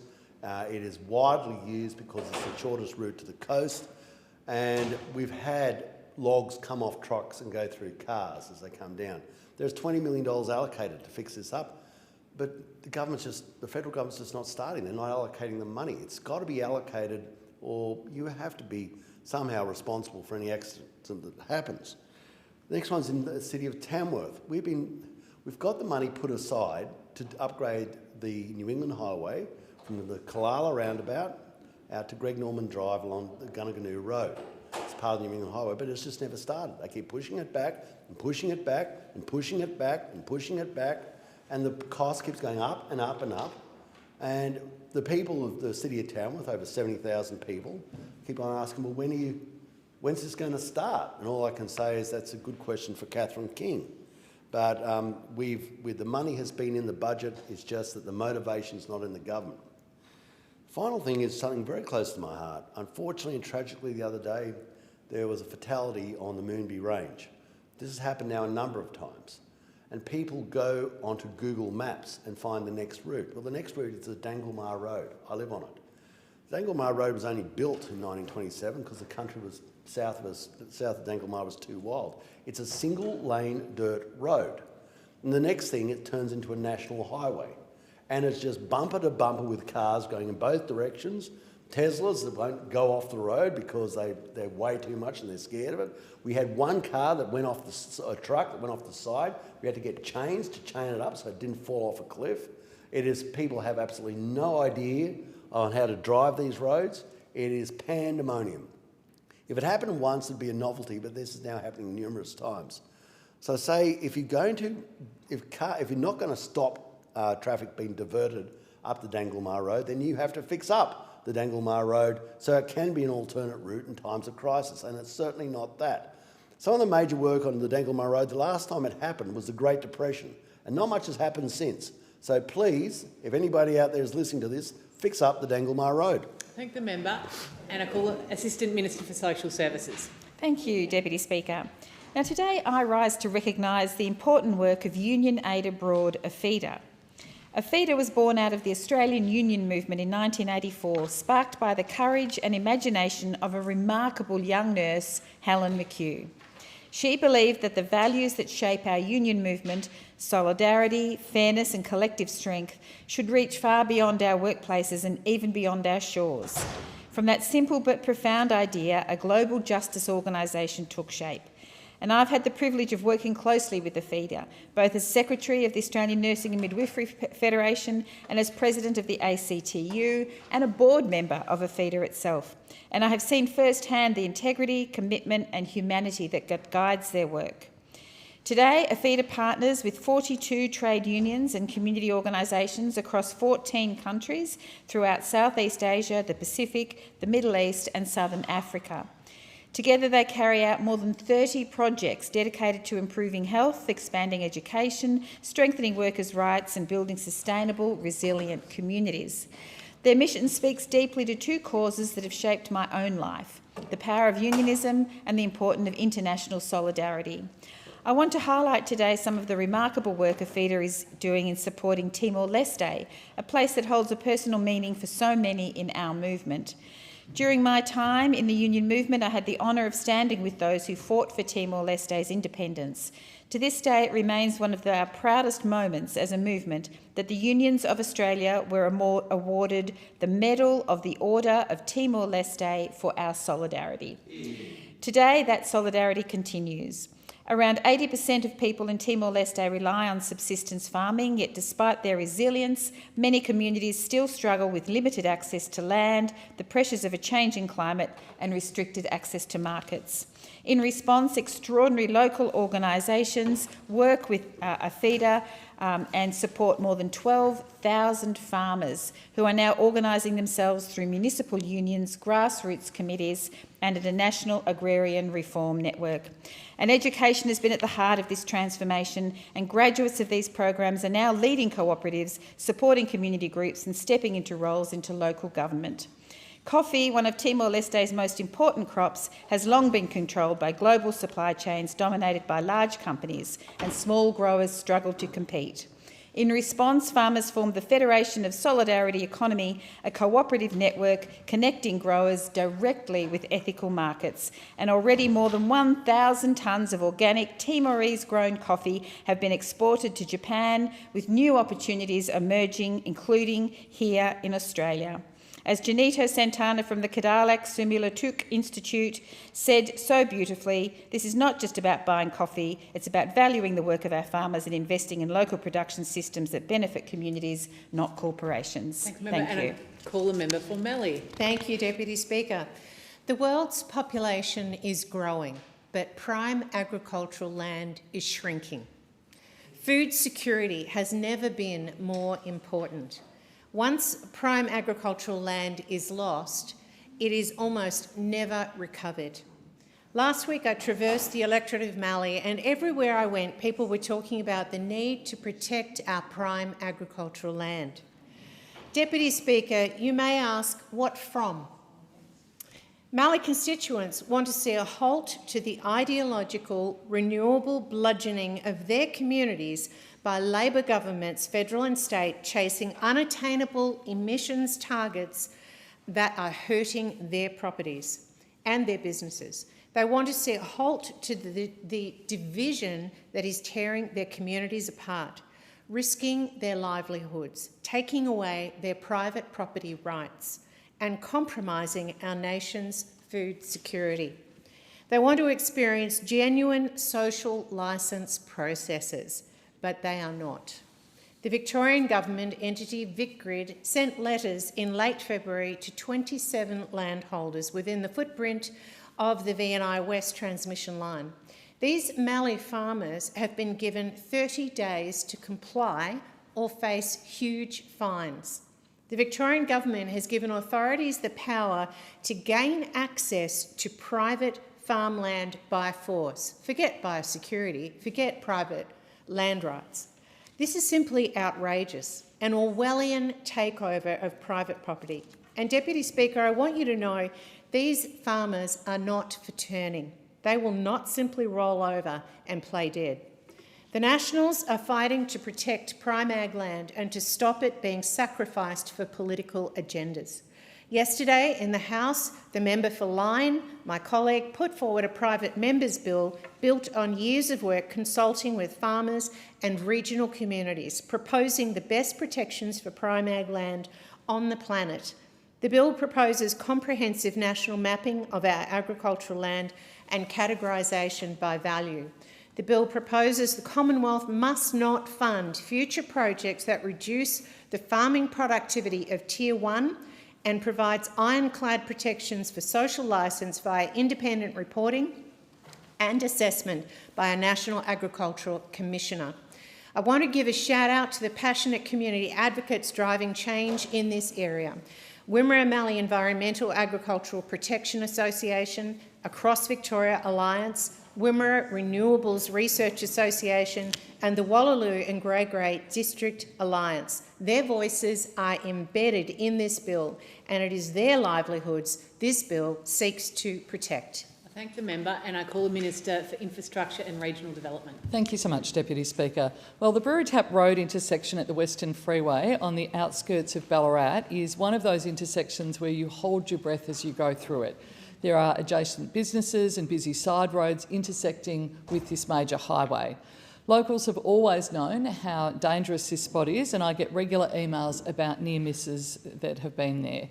It is a complex intersection and it won't be easy to fix, but we are investing $100 million towards the upgrade for planning and early works. Big Builds Victoria is currently undertaking consultation, and at their recent drop-in session, 90 locals attended to contribute their suggestions and experiences. I thank everyone who has engaged so far. Local knowledge is important in determining the best solutions to projects like this. The $100 million Brewery Tap Road is in addition to our $1 billion investment to upgrade the Western Freeway between Melton and Caroline Springs on the way to Melbourne. These will be critical upgrades. Under the former coalition government, these projects were in the too hard basket for a decade, but the Albanese government is committed to doing something about them. 13 years ago, I attended the opening of Ballarat Headspace. I didn't think back then we knew how successful this service would actually be. In the last year alone, Headspace Ballarat has delivered 4,800 appointments supporting young people. Last year, the Albanese government pledged an additional $72.7 million for Headspaces, and $1.2 million of that funded a relocation of Headspace Ballarat. It is welcoming, fit for purpose and an accessible space. It's double the size of the old premises and it features stunning art by local Wadawurrung artist Jenna Oldacre. But perhaps most importantly, this is space designed for young people by young people. I was lucky enough to meet 19-year-old Taylor Sims at the recent opening, and she was part of the project user group, and here is some of what she had to say about Headspace Ballarat. For many young people, walking through these doors might be one of the hardest steps they ever take, but today we've made that step a little easier. The centre, of course, is more than bricks and mortar. It is a message. It's a message that young people's voices matter, that our wellbeing matters, and when we're invited into the process, we can help create something truly meaningful. And you have created that, Taylor, for thousands of young people across our region. The Ballarat Football Netball Club recently made the decision to exclude the Wodialek Football Netball Club from the 2026 junior competition. The community and locals are understandably very distressed by this decision. I'm particularly disappointed that the 80 netballers who are ready to start the season haven't been provided yet with an option to play. Participation in team sport is so important for girls, and while the league has put forward a plan for the footballers, there's been no alternative option for the netballers. I urge the league to review this decision and hopefully find a pathway for netballers from Wodialek to play. Thank the Minister, and I call the member for Grey. Thank you, Speaker. South Australia is a big state, and the electorate of Grey is a very big electorate. It is 910,000 square kilometres, representing an area bigger than New South Wales. And in that, there is some productive farming land and there is some unproductive farming land. Now, it would make sense for us to preserve our productive farming land. Well, no, the opposite is indeed happening. Peri-urban Adelaide is pushing into the electorate of Grey, and the state government has changed their rules around what is considered agricultural land. The township of Roseworthy once was a small farming community, now is destined to have around 60 to 80,000 people as Adelaide expands. Now, this is prime agricultural land, and it will be for generations and generations to come. I've had suicidal farmers come to me because of what's happening to their land in this part of South Australia. Now, why is it that we are building homes on prime agricultural land? Now, if you understand where Adelaide sits in the state of South Australia, there is plenty of unproductive land right near the city. So why are we building homes on productive farming land? Let's have the Gold Coast of South Australia between St Kilda and Port Wakefield.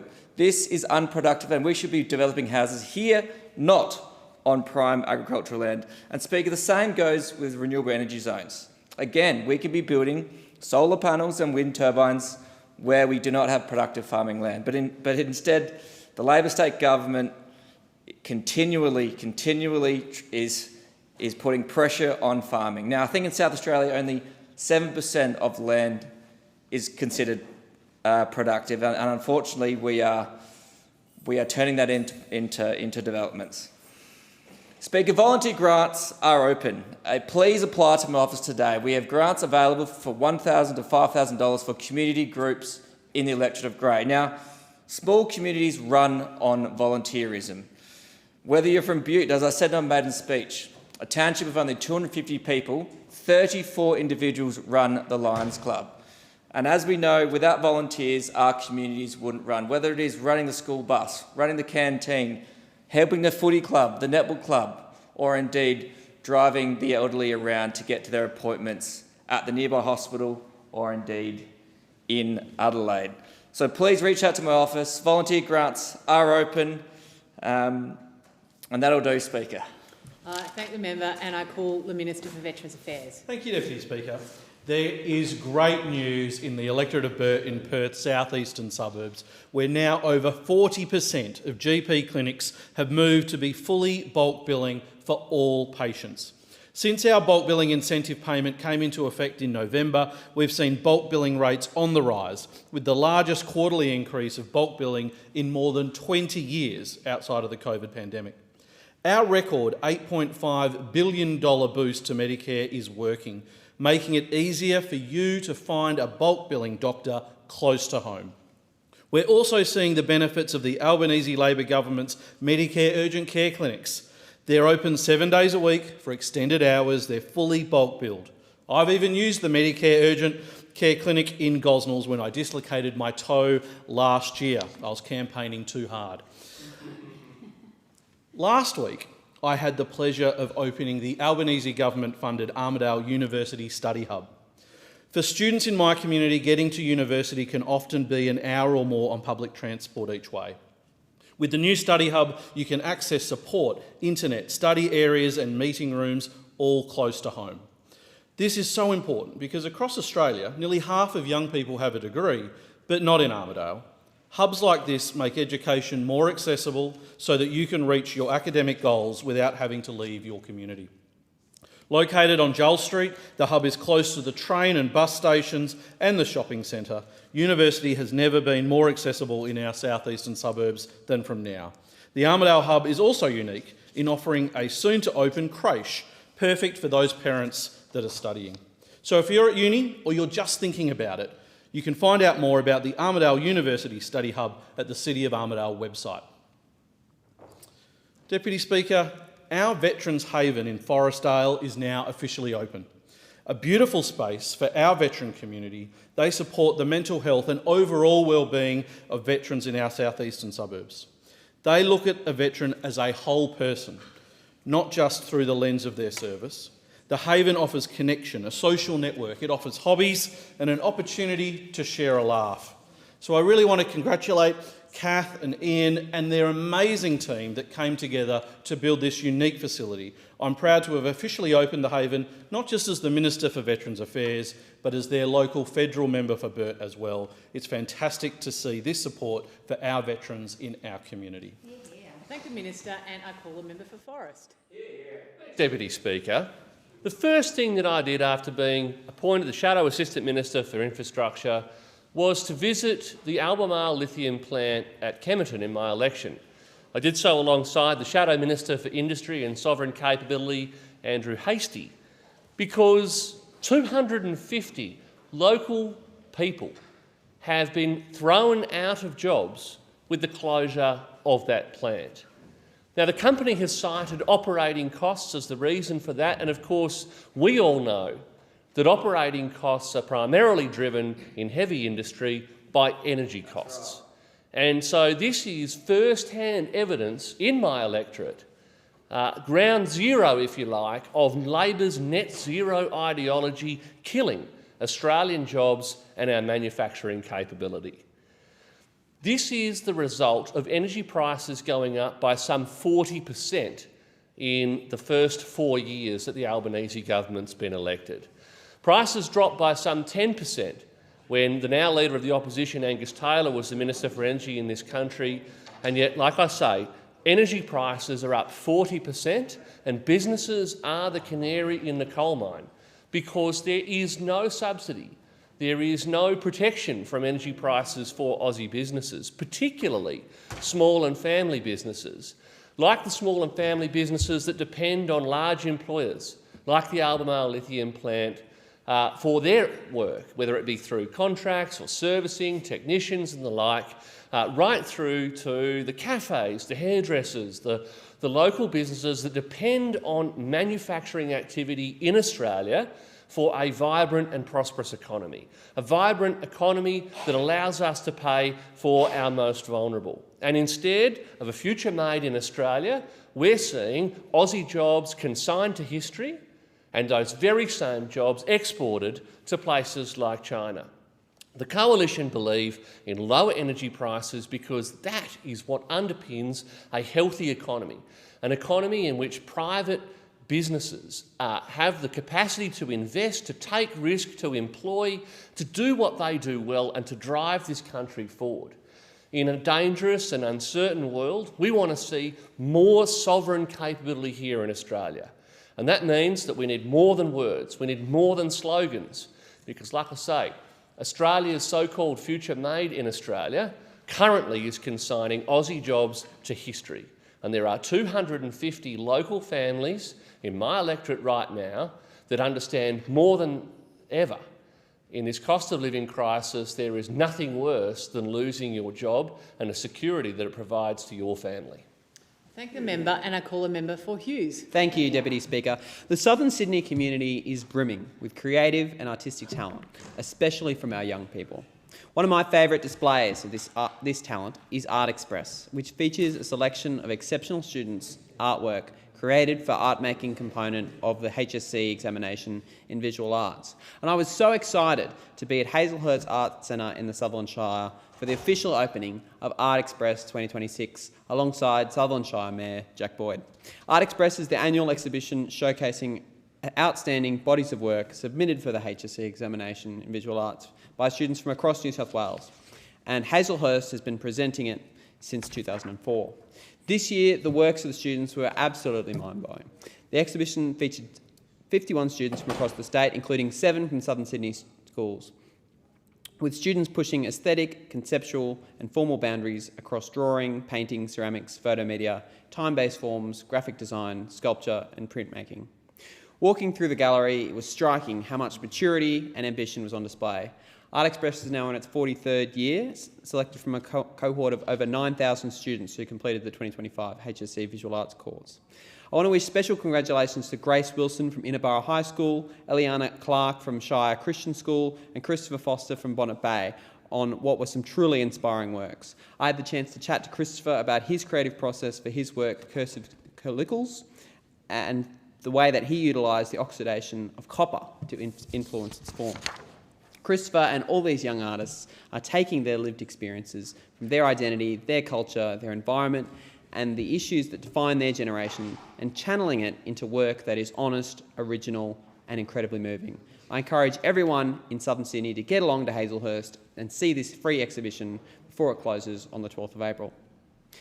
Deputy Speaker, I want to honour the Australia Day honorees recipients from across the Hughes electorate. Gwen Churn received the Member of the Order of Australia for her significant service to veterans and their families. Kelly Wren was recognised for her extraordinary service to tennis, basketball and to athletes with an intellectual disability. Ian Holmes was honoured for his service to football. John Spence was recognised for his service to sport. And Alan Stajic received his OAM for his service to football as a coach. I welcomed a few of these recipients to my office for afternoon tea to congratulate them on their amazing work and thank them for all they're doing in the community. And I also welcomed the family of the late Mark Berkovich to my office, who received a posthumous Medal of the Order of Australia for his service to the community through a range of community organisations. We're also joined by Australian Police Medal recipients, including Detective Chief Inspector Stuart Bell of Como and Chief Inspector Rodney Pratt of Mayinbar, who were recognised with the APM for their distinguished service in law enforcement. Congratulations to all the recipients and thank you for your work in the community. I thank the member and I call the member for Longman. Thank you, Deputy Speaker. As many know, International Women's Day is on Sunday. Typically, we spend the day celebrating women's achievements. However, this year I would like to talk about something that impacts about 1 in 7 Australian women, and that's breast cancer. Recently I met with Michael Harris, who told me about his wife, who I had known for many years, Katrina. In 2011, Katrina was diagnosed with the most common form of breast cancer, invasive ductal carcinoma, or IDC. When we talk about breast cancer, IDC is what we think of. We think of the TV ads and the GP posters that tell women to feel for lumps. That is exactly what Katrina did, and that was exactly how she was diagnosed. Thankfully, she caught it quickly and she was given the all clear a year later. 6 years on and tens of scans later, Katrina's oncologist found more cancer. This time was different. She was diagnosed with invasive lobular carcinoma, or ILC, the second most common form of breast cancer, which makes up approximately 15% of all diagnoses. However, unlike IDC, ILC does not form lumps. Its growth mimics normal breast tissue, meaning that it remains hidden from mammograms, particularly in women who have higher C and D breast density. Sadly, this means that a lot of women, Katrina included, find out about their cancer once it has already taken hold. For Katrina, 75% of her breasts were cancerous by the time it was discovered. Silently, the cancer was spreading across her body, only to be discovered once it had started doing serious damage. This could have been caught earlier if women like Katrina with high-density breasts were made aware that a mammogram more than likely wouldn't pick up ILC and they need to get an MRI. After a double mastectomy and multiple rounds of chemo and radiation, the cancer seemed beaten, yet time passed and it reappeared. This time it was found in her head, stomach, bowels, liver, bones and limbs. The cancer had silently spread all around her body. It became too much for Katrina and she sadly passed away late last year. Even in her final days, Katrina continued to advocate for IDC awareness. She engaged with cancer support groups both domestically and abroad to share her story and to talk about the limited diagnostic support for women with high-density breasts. It is the determination of Katrina and Michael that have led me to talk about this serious matter. This International Women's Day, I'm calling on the government to honour her memory and provide MRIs for women with C and D category breast density. I'm also calling for GPs and those who perform the mammograms to more strongly inform every person that they test that it may not pick up all cancers, and an MRI is the most effective scanning process for those with category C and D dense breasts. Doing so will allow for early intervention, which will in turn save lives. Thank the member. And I call the Minister for Resources. Thank you, Acting Deputy Speaker. Recently, I had the pleasure of visiting the wonderful kids at the newly opened Discovery at Play Early Learning Centre in Shoalwater. My thanks to the Director, Candice Morrison, and her team. Their passion for giving children the best possible start in life is evident in everything they do, from their modern teaching environments to their strong commitment to the children. The visit highlighted why I'm so proud of the Albanese government's 3-day guarantee, which ensures every eligible family can access 72 hours of subsidised care every fortnight. I know that many parents are in casual work with hours that shift from week to week. Others are trying to return to work after a long period out of the workforce. The guarantee replaces the old activity test and ends the catch-22 where parents couldn't get childcare without work but couldn't get work without childcare. Now families can pursue rewarding jobs knowing their children are receiving high-quality care that centres like Discovery at Play in Shoalwater deliver so well. While this is great for families, I also want to recognise the incredible educators who make this system work so well. And that's why our government is delivering a 15% pay rise for early childhood educators. Because when we value and support educators, we strengthen the entire early learning sector. When we talk about giving our kids the best start, that commitment extends well into the school years. I was really pleased to visit Malibu School, a specialist education support school in Safety Bay for students with complex cognitive, physical and sensory needs. Malibu has been a part of the community for over 40 years, and indeed I went to the school right next door. During my visit, I had the pleasure of meeting the new principal, Jelaine Charlton, and seeing the extraordinary work happening at Malibu. I met the wonderful education assistants at the school and the remarkable students, taking on the challenges in their lives with determination and joy, learning to be independent so that upon graduation they can go into the world and participate in it on their own terms. I want to acknowledge the staff, all of the staff, the parents, guardians and carers and families connected with Malibu School. Their education their commitment to the education of the students is something to behold, as is the Malibu School Assembly. I've never seen such joy at a school, loving chaos and joy in equal measure. I'm excited to go back and visit when I can. I know they're putting in a new putting green. It's going to be very exciting. I know the Royal Australian Navy, based at HMAS Stirling, not far from the school, will be working on helping out the school, and that's a great contribution from that local personnel. I also want to pay tribute to Marine Rescue Rockingham, who hosted this year's Emergency Service and First Responders Open Day out at the base in Point Perrin there.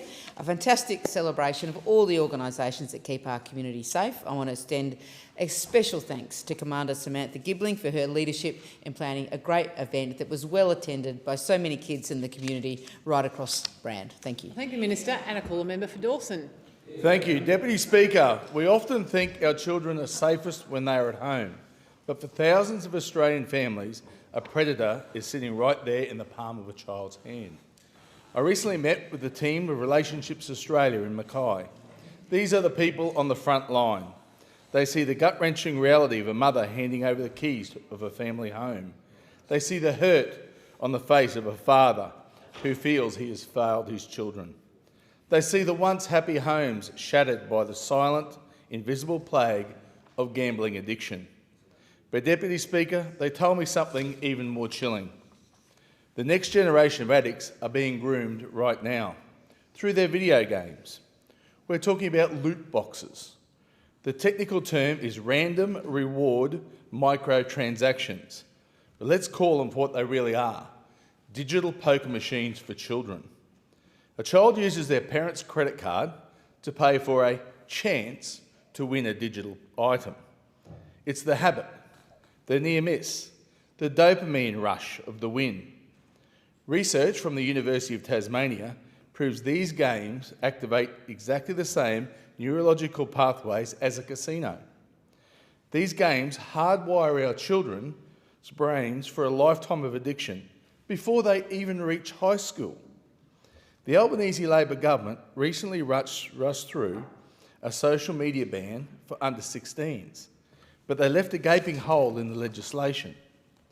Time and time again, this government loves a headline, but they hate the hard work of being thorough. This government ignores recommendations, they dismiss amendments from the opposition, and as a result, they leave our children exposed.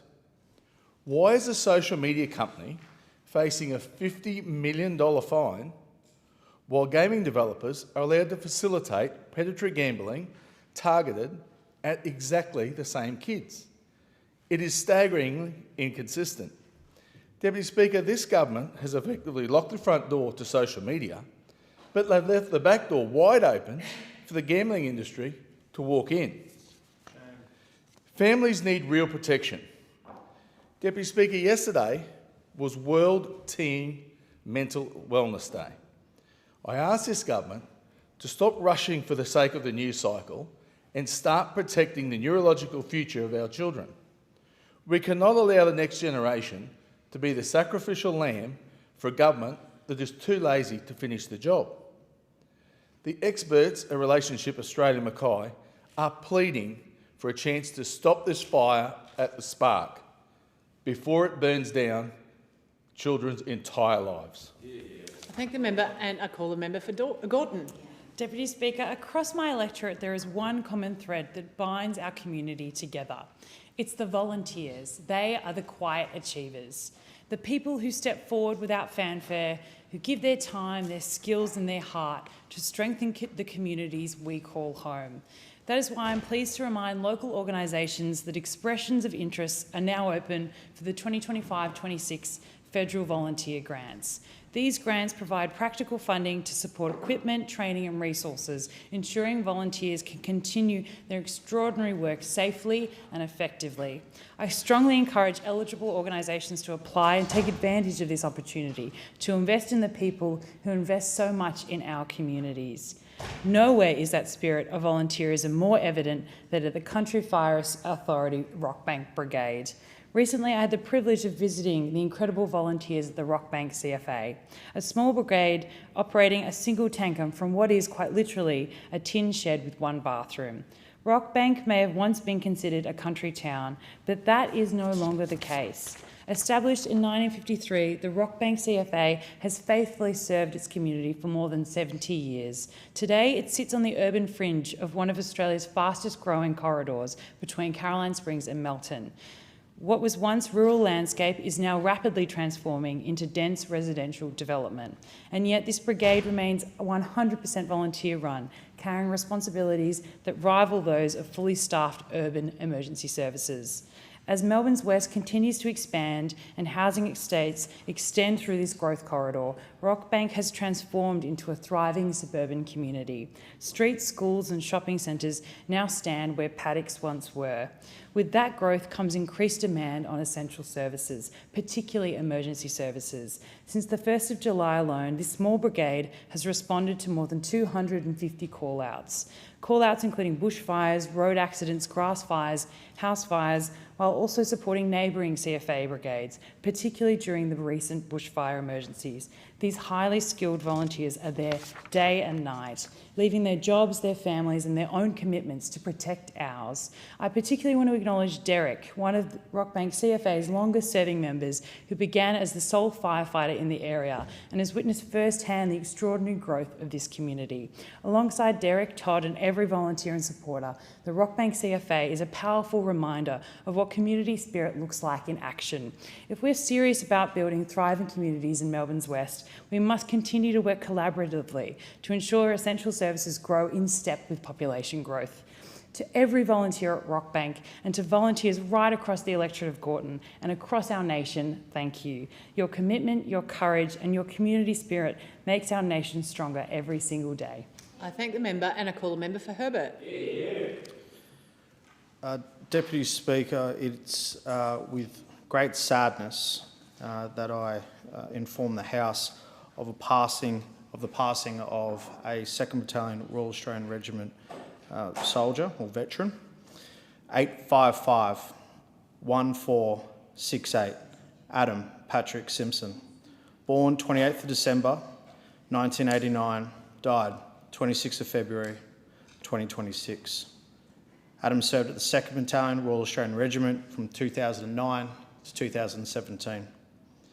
He will be sorely missed by his daughter, friends, brother and colleagues, or brothers and colleagues. Adam served as a mortarman, he was an infantry soldier, and his passing has hit personal notes throughout the wider Townsville community and the Australian Defence Force. Businesses have been posting their profound sadness in his passing. I just spoke to one of his former platoon sergeants who informed me of He was just a great bloke, a good man, a good soldier, liked by all, had discipline, worked hard. And the 2nd Battalion Royal Australian Regiment would be feeling a big hole right now as one of their veterans is sadly no longer with us. I think this does highlight the continued work that needs to happen to make sure that people that we ask to serve in our name, who serve this nation so proudly, get the support, get the help that they need and deserve. Now that I know that Simo had some injuries when he was in defence, he worked closely to go through his rehab and get as better and as good as he can be. And I've seen just tributes just flow for his passing. I want the 2nd Battalion to know that when one of us falls, regardless of unit, regardless of location, it affects all of us and it hurts all of us. I know that you'll give him a great send-off. You'll make sure that his family is looked after, the brothers get support that they need, but they don't have to go through this on their own.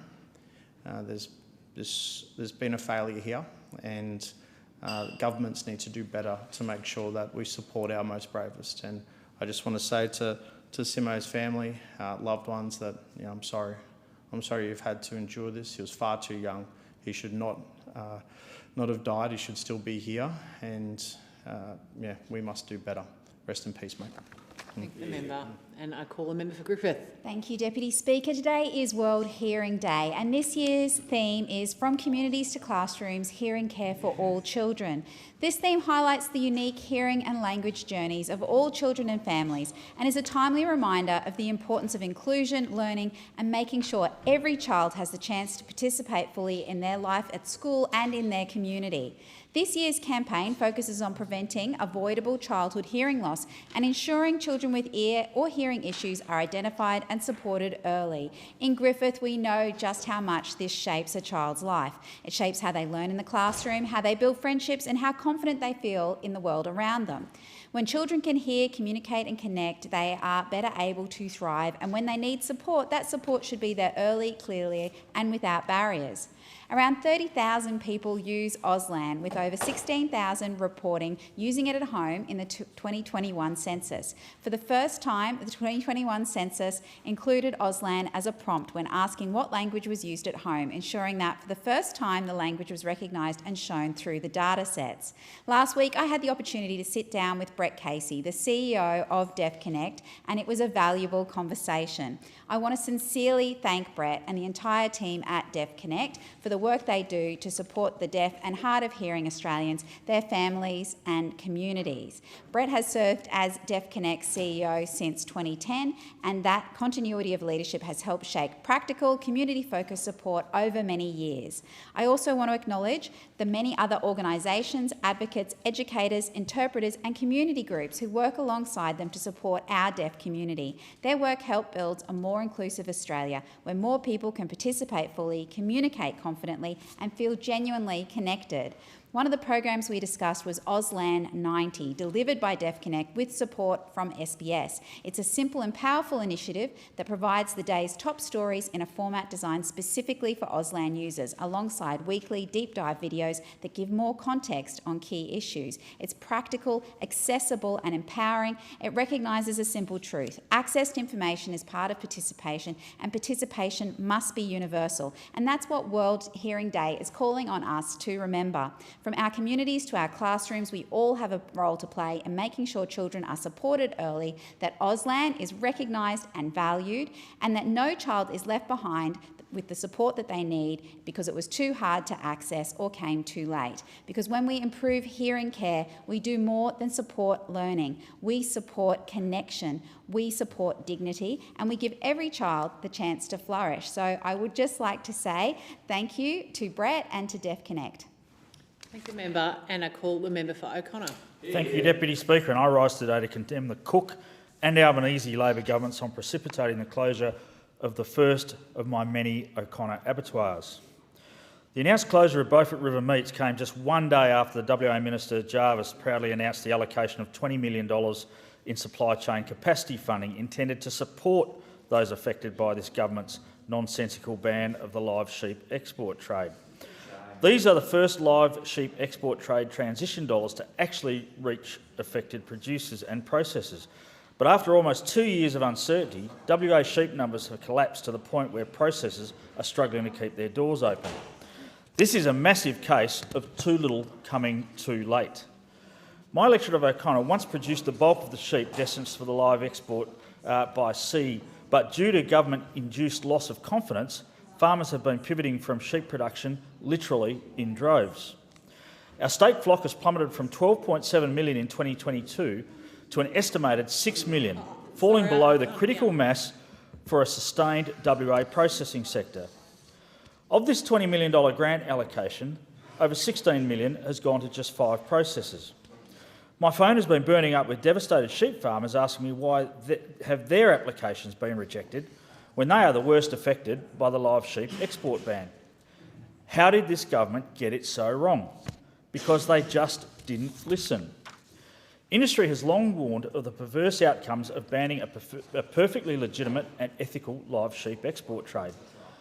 These are now playing out locally and internationally also. Many of our Middle East trading partners are impacted by the conflict unfolding on their doorsteps. Kuwait is our biggest live export destination. They also import huge volumes of Australian wheat, barley and chilled sheep meat. When I visited Kuwait in 2024, it really hit home when they talked about how much they relied on their trusted and long-standing trade relationship with Australia, saying, throughout the Gulf War, it was Australia who continued to deliver food to our country of 4 million citizens who cannot produce their own. Sadly, the last ship sailed to Kuwait some time ago, and with the government-driven shortage of sheep for domestic processing, coupled with skyrocketing sheep prices, it is unlikely there will be any shipments going forward. Meaning the live sheep export ban starting 1st of May 2028 is effectively upon us already. This makes the rollout of the government's much-lauded transition package even more urgent. And funding needs to be refocused on rebuilding confidence and salvaging the livelihoods of participants throughout the supply chain if the sheep meat industry in O'Connor is to be saved. And I give the call to the member for Bennelong. Thank you, Deputy Speaker. Families across Bennelong care deeply about climate action, and so do I. I believe in leaving the country stronger and safer for the next generation, and that belief is shared by families across Bennelong. I've seen that commitment firsthand through my engagement with members of Parents for Climate North Sydney, who ask that their collective voice be conveyed in this parliament. In their words, Deputy Speaker, in our homes and streets, families are already doing their part. We are putting solar on our rooftops, driving electric vehicles, switching off gas, reducing waste, composting, planting trees and walking or cycling to school. We are teaching our kids about sustainability and supporting each other through the changes we all need to make. Despite our efforts, climate change is already affecting us. Families in Bennelong have lived through bushfire smoke, floods and extreme weather. We feel the health impacts of pollution and the anxiety our children carry about their future. Our hope is simple, that our kids will grow up in a safe, healthy Australia where action on climate matches the scale of the challenge. Our fear is that without urgent national leadership, their future will be less secure, less fair and more dangerous. Deputy Speaker, during the 2025 election, I made the Parents for Climate candidate pledge. It was a commitment from me to work constructively with them and my community to advocate for stronger climate policy. Their pledge calls for stronger federal leadership, support for households to electrify affordably, access to renewable energy for renters, cleaner and more accessible public transport and decisive emissions reduction. Deputy Speaker, I'm proud to be part of a government that has taken significant action in all those steps, with more to come. Through the Safeguards mechanism, we're reducing emissions, and our most recent data in August showed emissions fell by 1.4% or 6.5 million tonnes of carbon dioxide equivalent, and projections are looking good. We're investing record amounts into renewable energy, the cheapest form of new energy. New figures show that the most recent quarter, renewable energy powered 51% of the national grid. And our policies to help households electrify and reduce emissions are going gangbusters. Cheaper Home Batteries had installed over 250,000 batteries across Australia, 1,579 of those in Bennelong. Lastly, the federal government is investing $115 million in New South Wales' first electric-only bus depot in Bennelong, home to 150 brand new electric buses, meeting the Parents for Climate's ask for cleaner and more accessible public transport. And for renters, our Solar Saver scheme, our Solar Sharer scheme will kick off from the 1st of July. That's each and every item of that pledge met, Deputy Speaker, but I know there's much more to do. I'd like to thank Lucy Leonardi, Anna, Jane, Warren, Catherine, Susanna, Lisa, Emily, Chen, Maria and Sarah, and the entire Bennelong parents and grandparents from Parents for Climate who inform this statement and who hold me to account every day. Thank you. In accordance with Standing Order 193, the time for members' constituency statements has concluded, and I call the clerk. Government business. Next order of the day, Commonwealth Entities Legislation Amendment Bill 2026, resumption of debate on second reading. The question is that this bill be now read a second time, and I give the call to the member for Moreton. Thank you very much, Deputy Speaker. Deputy Speaker, in most workplaces, whether it's a small business, doesn't matter what type, manufacturing, retail, hospitality, whether it's a busy office, whether it's an aged care home where people are caring for our oldest Australians, whether it's a manufacturing facility, or whether it's a large corporate organisation, the integrity and accountability of the leadership are the guiding principles that determine how people feel. They determine how decisions are made, and they determine how smoothly things operate. The integrity in the workplace means acting ethically. It means acting honestly. It means being honest in communication and making decisions that align with organisational values. And accountability means taking responsibility for actions, decisions, and outcomes. It relies on clear expectations and the willingness to own results, whether positive or negative. It's not about blame. It's about learning, improving, and maintaining transparency. Together, integrity and accountability and leadership create workplaces that function smoothly, build trust, and deliver better outcomes. They strengthen culture, guide behaviour, and form the foundation of organisations that are respected by the employees, the community, and customers. And Deputy Speaker, when it comes to workplaces, Labor has always been the driver of better and safer workplaces, of fairer workplaces, of workplaces where everyday Australians are treated right. We've seen that in the introduction of such seminal reforms like superannuation, making sure that everyday working people have the ability to put a nest egg away and have the ability to make sure that they are set up for their future.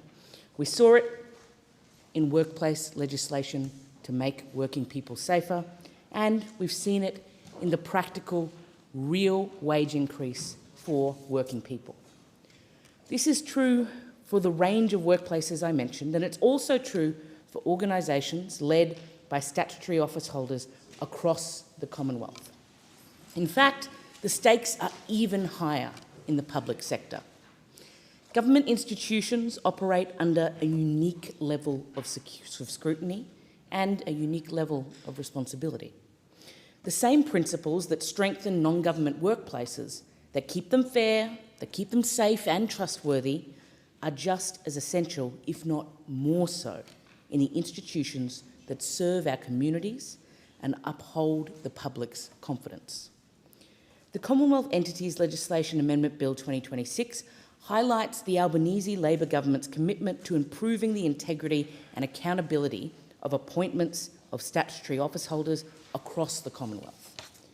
Statutory office holders play an important role in serving the Australian community. They're given significant authority. They lead organisations, they make key decisions, and they approve the use of public funds. With responsibilities of this scale, Australians rightly expect these roles to be carried out with integrity, with good judgment, with accountability, and that strong commitment to the public interest. And indeed, in doing so, our national interest.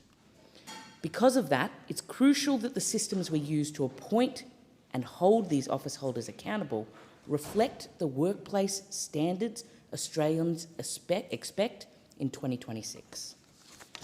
Community expectations are evolving, shaped by modern workplace culture, shaped by stronger calls for transparency and a focus on ethical leadership.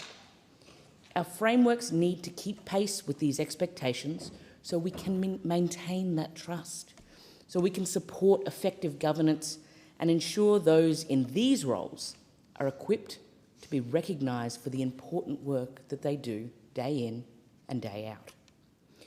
This bill updates the appointment arrangements across the Foreign Affairs and Trade and Attorney General portfolios. It will apply to the statutory office holders of the following three agencies within Foreign Affairs and Trade. Firstly, the CEO of the Australian Centre for International Agricultural Research. Secondly, the CEO of the Australian Trade and Investment Commission, Austrade. And finally, the Director General of the Australian Safeguards and Non-Proliferation Office, known as ASNO. Currently, there are unlimited provisions for ending an appointment when conduct or performance falls short. And that's why this bill introduces a set of changes designed to make the rules around ending a statutory appointment clearer and more responsive. It expands the grounds on which a statutory officer may be terminated, and for the very first time, it provides a mechanism to suspend an office holder from their duties when serious concerns arise. These amendments will ensure that the office holders can be held to account for serious misconduct or for unsatisfactory performance.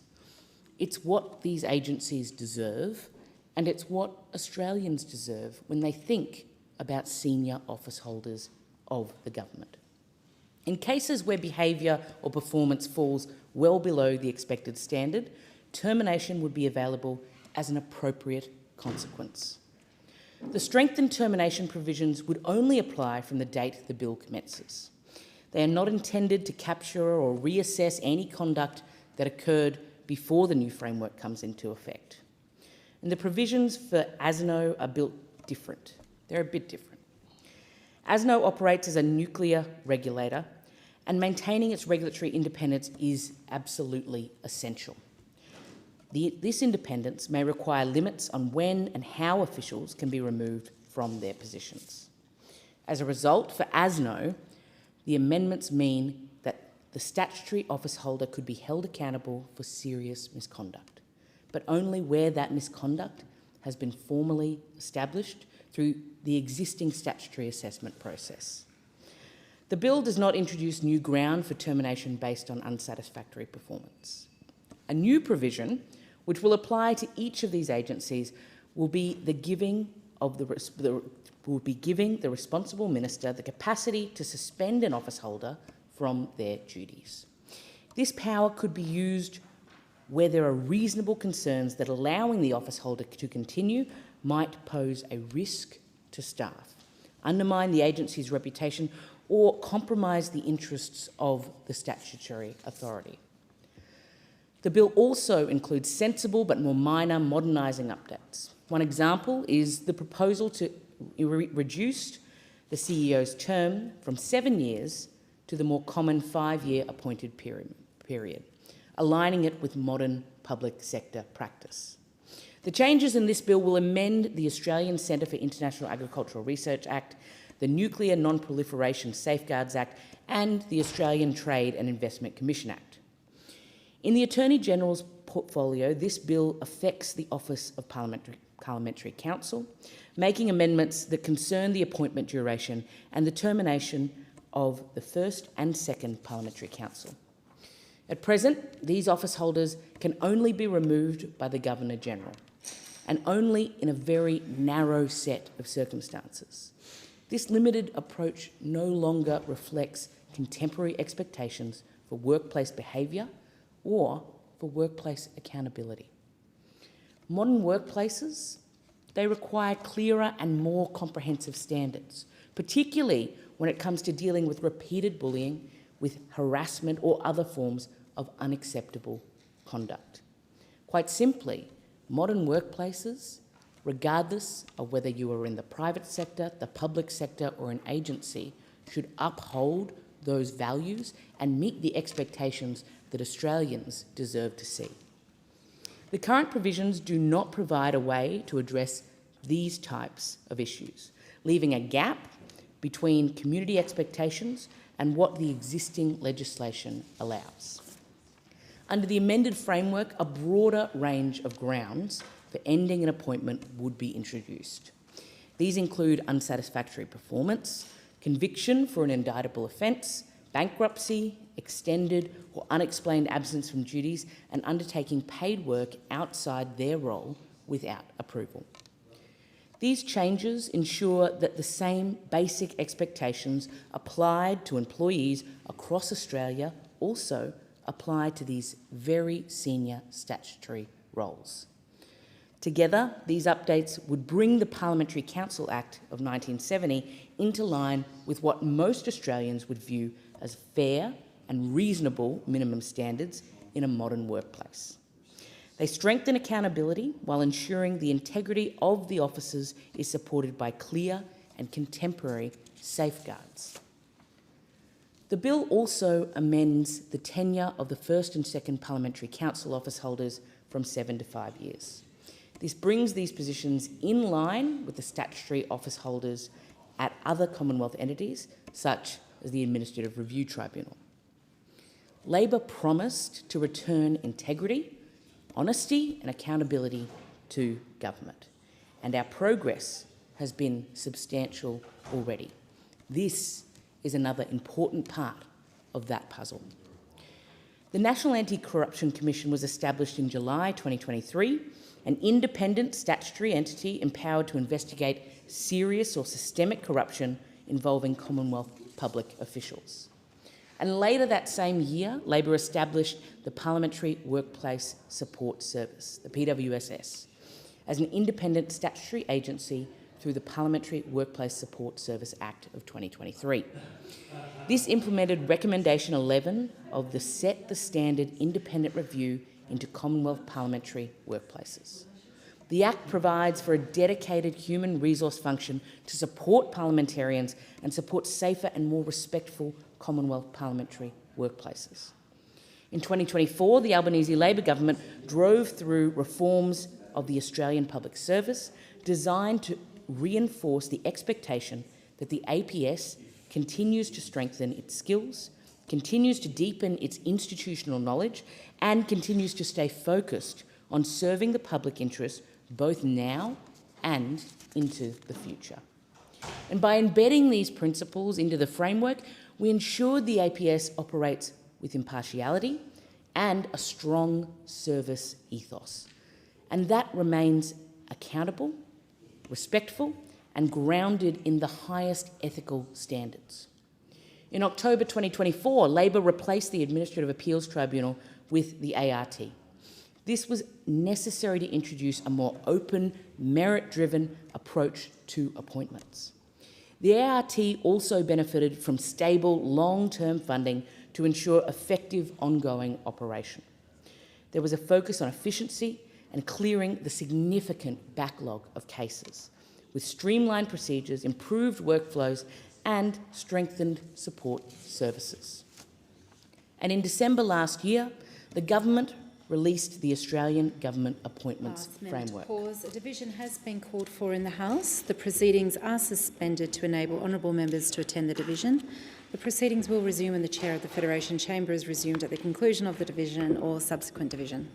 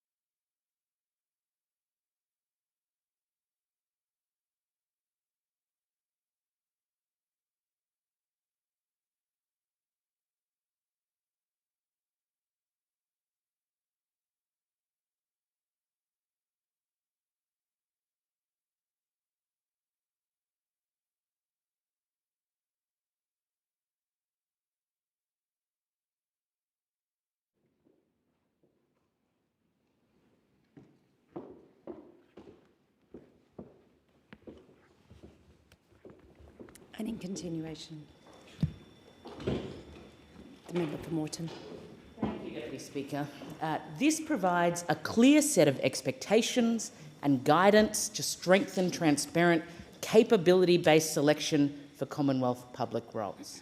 It outlines the standards ministers must follow when making appointments, ensuring decisions are grounded in merit and aligned with effective governance and positive outcomes for the Australian public. Under the framework, ministers are accountable for appointments within their portfolios and are expected to be open about how those decisions are made. Appointees should reflect the diversity of the Australian community. They should look like the communities that we represent. And ministers are encouraged to work closely with their departments when designing and carrying out recruitment processes. It also emphasises a focus on continually strengthening the capability and performance of boards and public bodies. These standards apply broadly across appointments to Commonwealth public officers, including secretaries, agency heads, statutory officers and board members. The breadth of these reforms illustrates Labor's commitment to restoring trust and faith in government institutions. You only need to think about robo-debt, which the Prime Minister described as a gross betrayal and human tragedy, to understand why this was necessary. The Commonwealth Entities Legislation Amendment Bill continues this record of progress. Through this ongoing work to strengthen how appointments are made, the government is reinforcing its commitment to upholding public confidence and safeguarding trust in our national institutions. These improvements bolster trust and reflect a modern Australian workplace.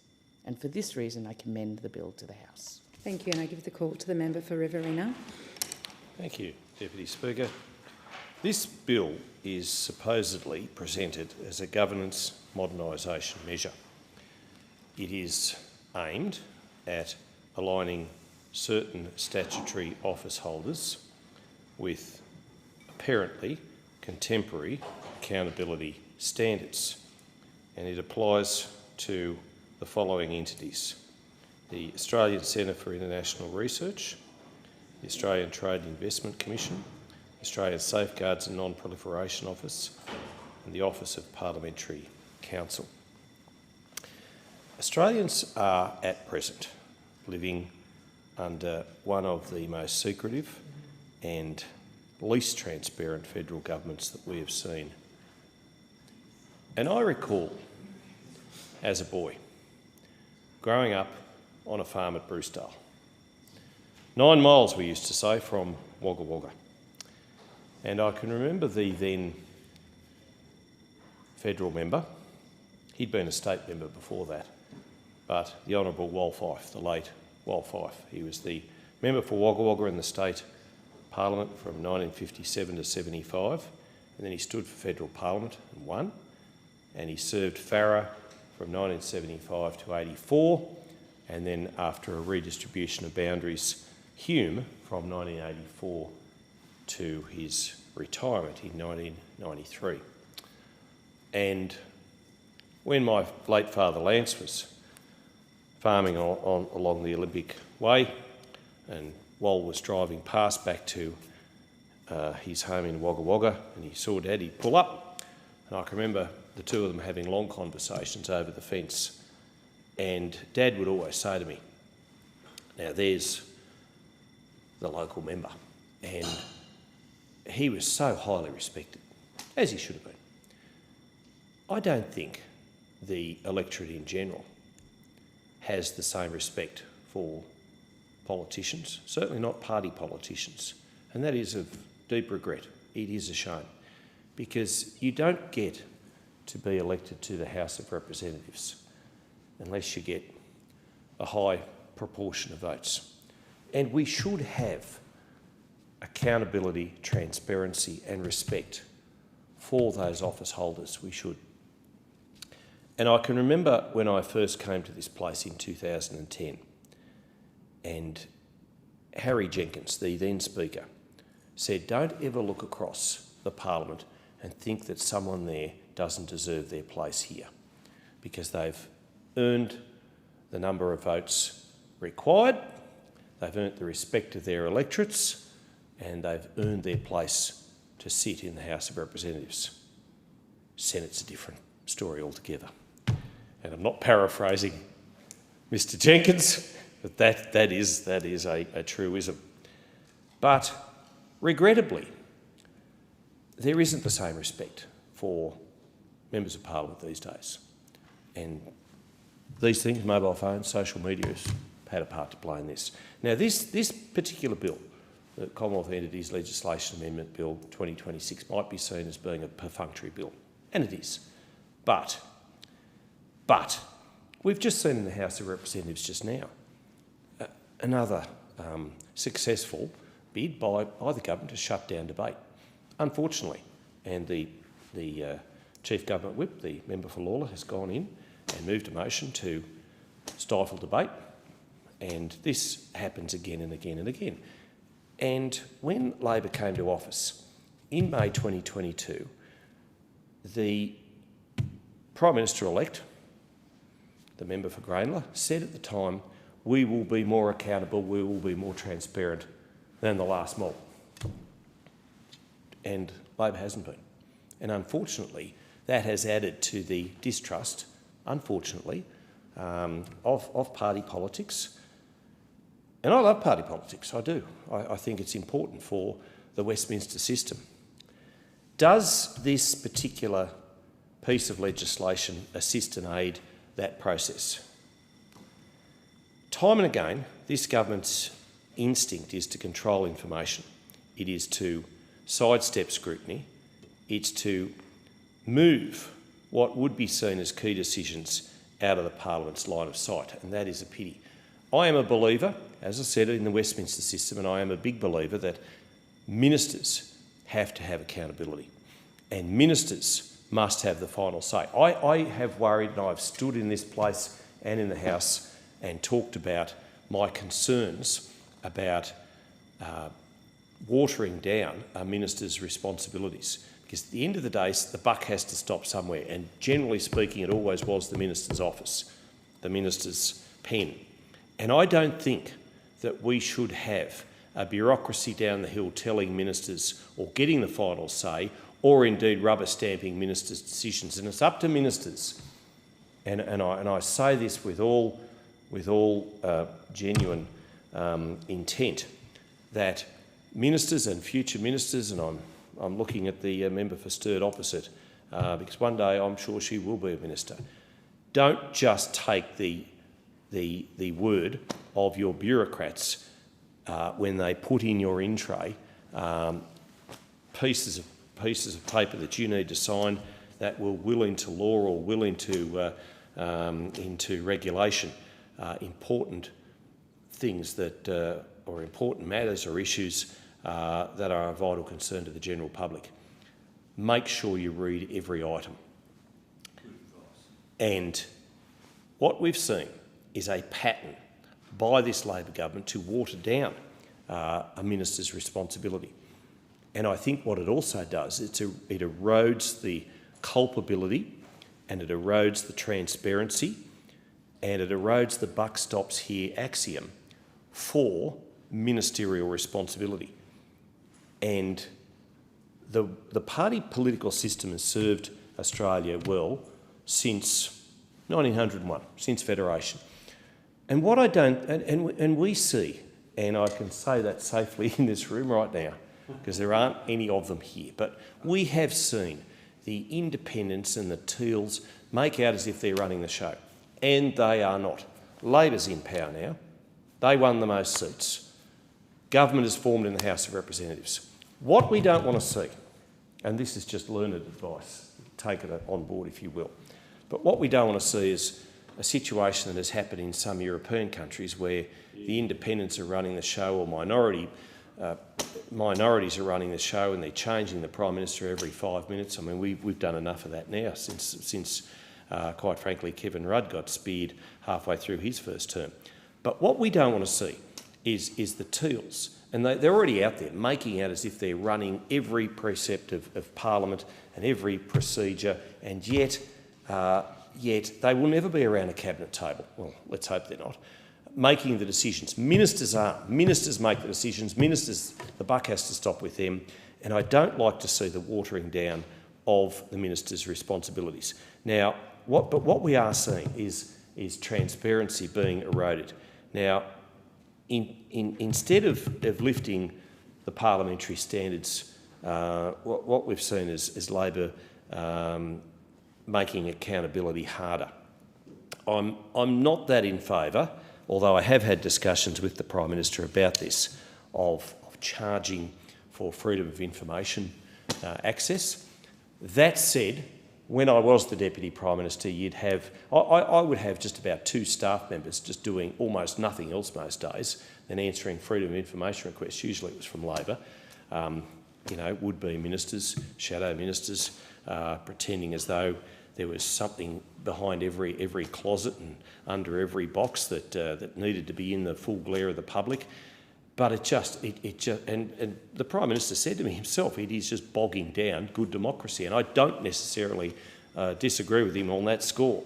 But we do need to have public accountability. We do need to have transparency, and I don't think, as with a lot of things, that this government is getting it right, Deputy Speaker, with all due respect.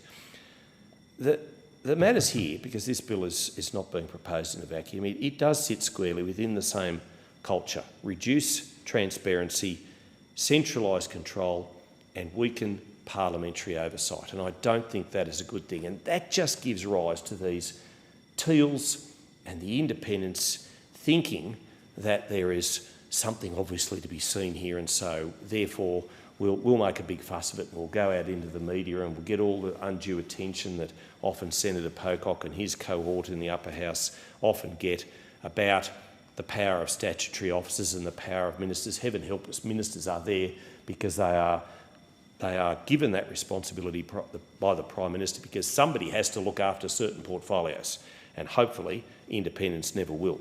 Now, that's the core issue. If you combine greater ministerial powers with weaker visibility, you won't get what's called in this bill modernisation. Now, I know this bill is there to supposedly modernise governance measures. Now, according to what Labor's trying to do, it's going to move some maximum terms to 5 years. It's going to expand termination grounds to include serious misconduct. I would have thought that would have been there already. And for most roles, unsatisfactory performance. If it were in the private sector, sometimes you can't get rid of people for unsatisfactory performance to save yourself. I know, I've been in those sorts of positions and you have to manage people out. But the difficulty there is, if you make a mistake in the private sector that's going to cost millions or billions of dollars, well, you lose your job like that in an instant. You do it in the federal parliament, you get promoted. That's just the way it is. Allowing ministers to set written performance standards which can be used when assessing unsatisfactory performance, okay. Introducing express suspension powers and giving the minister a new power to issue general written directions to the Office of Parliamentary Counsel.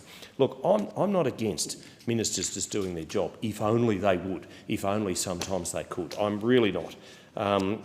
But individually, many of these elements are not unprecedented. Again, I refer to the fact that it's just getting ministers to do their job. Now, we certainly, as a coalition, as Liberals and Nationals, together, amen. Amen. The member for Fisher says, may that long occur. We're not opposing accountability, certainly not. I wouldn't want anybody reading this Hansard, quite apart from sending themselves to sleep, but I wouldn't want them to think that we are opposing accountability, because that is not what we are about. But what problem, I do ask, is this bill actually indeed solving? Why are only there 4 agencies, the ones I mentioned before? Why them, and why at this point in time? Why are there new performance standards not subject to tabling, to disallowance, to publication? These are genuine questions, and I know they'll probably be answered by the member for Sturt who follows me. I have a high regard for her knowledge of the law and for her history in that regard and her legal work in the past. But are suspension and termination safeguards strong enough to protect procedural fairness and independence? And these are all the sorts of questions that people who are of a like mind will be asking. They certainly are. And does these governance procedures, architecture, call it what you like, preserve the right balance between executive control and parliamentary oversight? And again, it gets back to the balance. And I earnestly don't believe that Labor is getting the balance right in so many areas of endeavour. If this bill is about, as Labor will claim, restoring public trust and modernising accountability, then consistency is important. Keep to your word. Stick to your promises. Make sure that if you say you're going to do something, then for goodness sake, do it. And I don't think we get that right these days. The days of Wolfife, leaning over the back fence with my father, talking about the government of the day and what things are happening in Canberra or Macquarie Street, as the case was, are long over. And people, unfortunately, have this distrust, and it is such a shame. And I think rather than sometimes squabbling over the scraps off the table, the parliamentary dispatch box, I think we should be talking what we do as a profession up, because what we're doing is we're just playing into the hands of the One Nations, of the independents, and of those dreaded Teals. We are. And we should be proud of what we do as party politicians. We should, because we have provided the best form of government since Federation. Long may that continue, because let me tell you, ladies and gentlemen, if the independents ever get hold of the Treasury benches, control of the blue room, the blue offices and the blue carpeted offices and the cabinet table, then we are all in a lot of trouble, a world of hurt. Thank you, and I give the call to the member for Sturt. Thank you, Deputy Speaker. I rise today to speak in support of the Commonwealth Entities Legislation Amendment Bill of 2026, but I do start by thanking the member for Riverina for his very kind words. I also talked politics with my dad non-stop, and both of us shared a great love for our wonderful democracy, our parliamentary system, and a respect for those who put their hand up for public work. I also will do my best to address some of the concerns that the member for Riverina raised during his remarks, particularly with respect to the watering down of ministerial powers, which, with respect, I don't accept as happening with respect to this bill. The purpose of the bill is to amend appointment, suspension and termination arrangements for statutory office holder positions that lead 4 Commonwealth entities: Australian Centre for International Agricultural Research, Australian Trade and Investment Commission, Australian Safeguards and Non-Proliferation Office, and my favourite, the Office of Parliamentary Counsel. This objective is being achieved to update and clarify integrity and accountability settings for certain statutory office holders, just as in the Foreign Affairs, Trade and Attorney General's portfolios. It does so by reforming the statutory framework for appointment, suspension and termination. So the intent is to reflect modern community and workplace expectations for Commonwealth officials. These are primarily governed by the Public Service Act of 1999 for Australian Public Service employees, and also the Public Governance Performance and Accountability Act for all officials. Now, these quite rightly set very high standards of integrity, professionalism and accountability. Officials are expected to behave honestly, act with care and diligence, disclose conflicts of interest and use Commonwealth resources properly. The Australian public demands this, and the Australian public deserves this. So in terms of the operation of the bill, there are 2 schedules. Schedule 1 amends a number of acts, being the Australian Centre for International Agricultural Research Act, the Australian Trade and Investment Commission Act, and the Nuclear Non-Proliferation Safeguards Act, to reflect community expectations of Commonwealth statutory office holders and reflect modern workplace standards. In addition, it expands and clarifies the grounds on which the appointments of the statutory heads of those agencies may be terminated. There are new discretionary grounds for termination, and these include serious misconduct and unsatisfactory performance, which I think most reasonable Australians would consider to be fair enough, given serious misconduct would involve serious breaches of the Australian Public Service Code of Conduct, unlawful discrimination, serious or repeated bullying or harassment and corrupt conduct, which may result from breaches of public trust, abuse of office as a statutory office holder, misuse of information gained in the capacity of their role, or if the person does something that adversely affects a public official's honest or impartial exercise of powers or performance. So corrupt conduct is defined in Section 8 of the National Anti-Corruption Commission Act of 2022. So the Australian Public Service Code of Conduct, to which agency heads and statutory office holders are bound, what is actually in it? It can be found in Section 13 of the Public Service Act of 1999 and requires employees to behave honestly and with integrity in connection with APS employment, operating with truthfulness, sincerity and frankness. The code prevents employees from improperly using inside information or the employee's duties, status, power or authority to gain or seek to gain a benefit or an advantage for the employee or any other person. It also requires employees to act with care and diligence in connection with their APS employment, and for the employee must to treat everyone with respect and courtesy and without harassment and in compliance with all applicable Australian laws. Compliance and breaches are determined by reference to an objective standard following a lengthy and transparent process which is underpinned by procedural fairness. This is one of the concerns the member for Riverina raised in his remarks, but there is a clear and transparent process underpinned by due process and characterised by procedural fairness with significant opportunities for response and engagement. Now, there are some reasonable exceptions to the objective standard, such as if an employee has a level of experience or any specialised skills or training that they might have received, which may mean they ought to have had a higher degree of awareness about their conduct.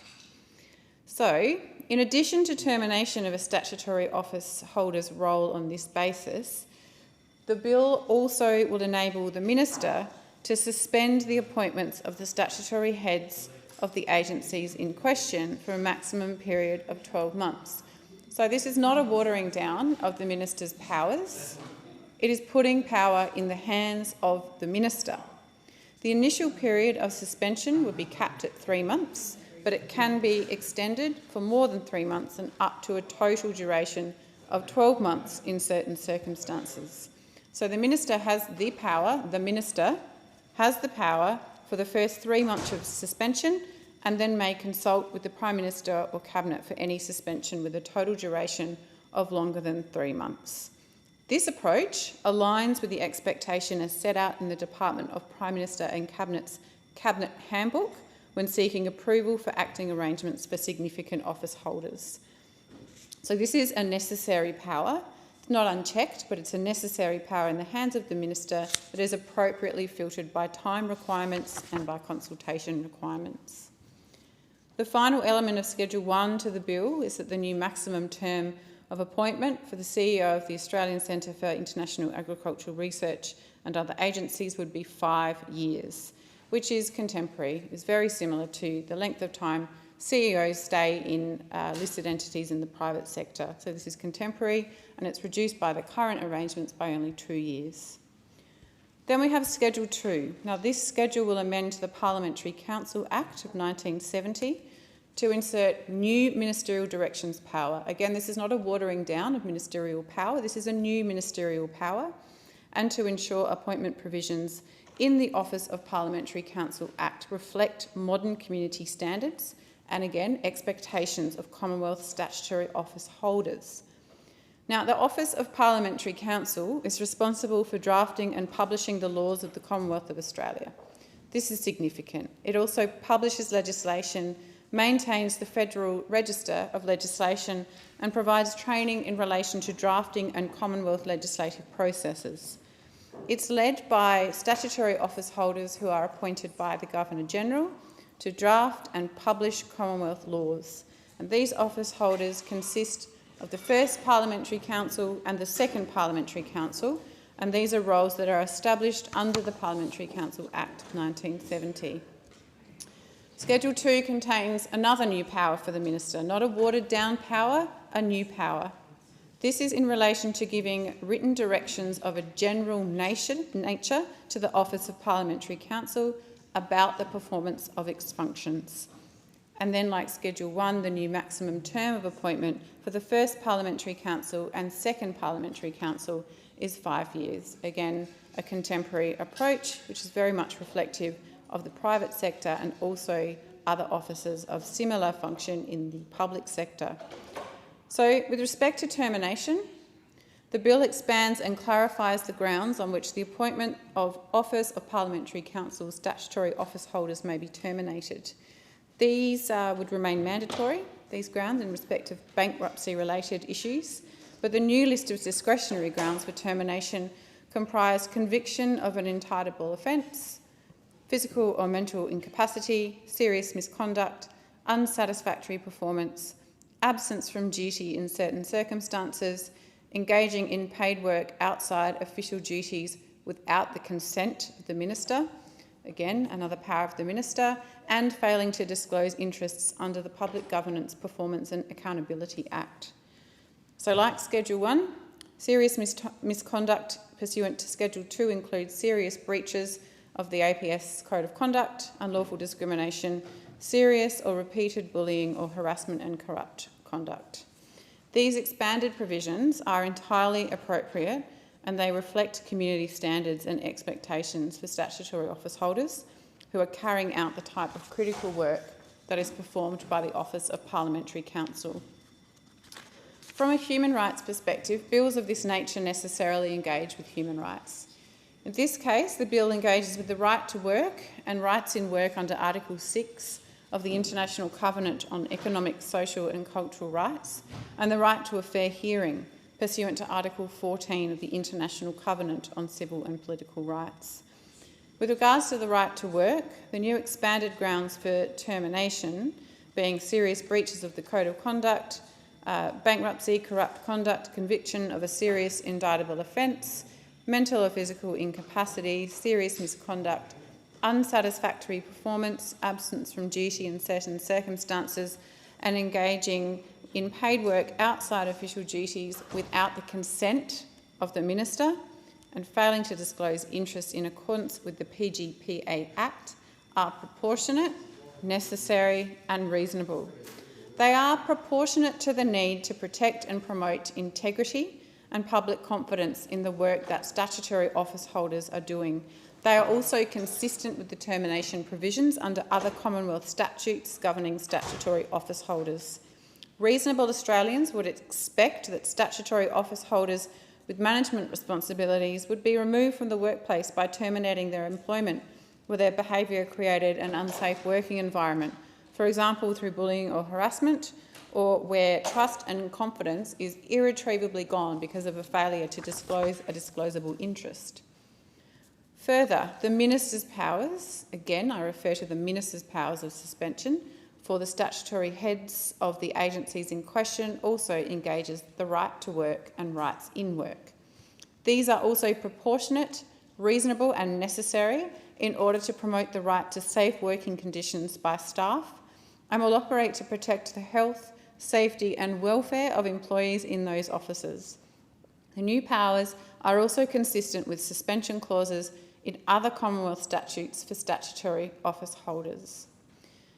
In relation to the engagement of a fair hearing rights under Article 14 of the International Covenant on Civil and Political Rights, the bill does not alter any of the existing procedural fairness requirements that would already apply in relation to any termination decision under any of the acts that would be amended by this bill, and the new and expanded grounds for termination will also be subject to procedural fairness requirements.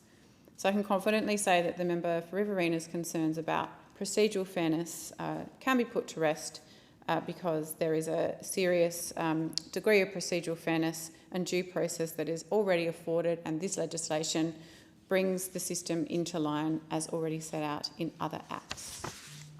This bill does not seek to impose onerous or unfair requirements or processes on statutory office holders just because of their position, which is another nod to fairness. Instead, it recognises the significance of being a statutory office holder appointed by the Governor-General and demands the highest standards of personal integrity be practised in recognition of that. Australians quite rightly expect this of each other, and they certainly expect it of their office holders.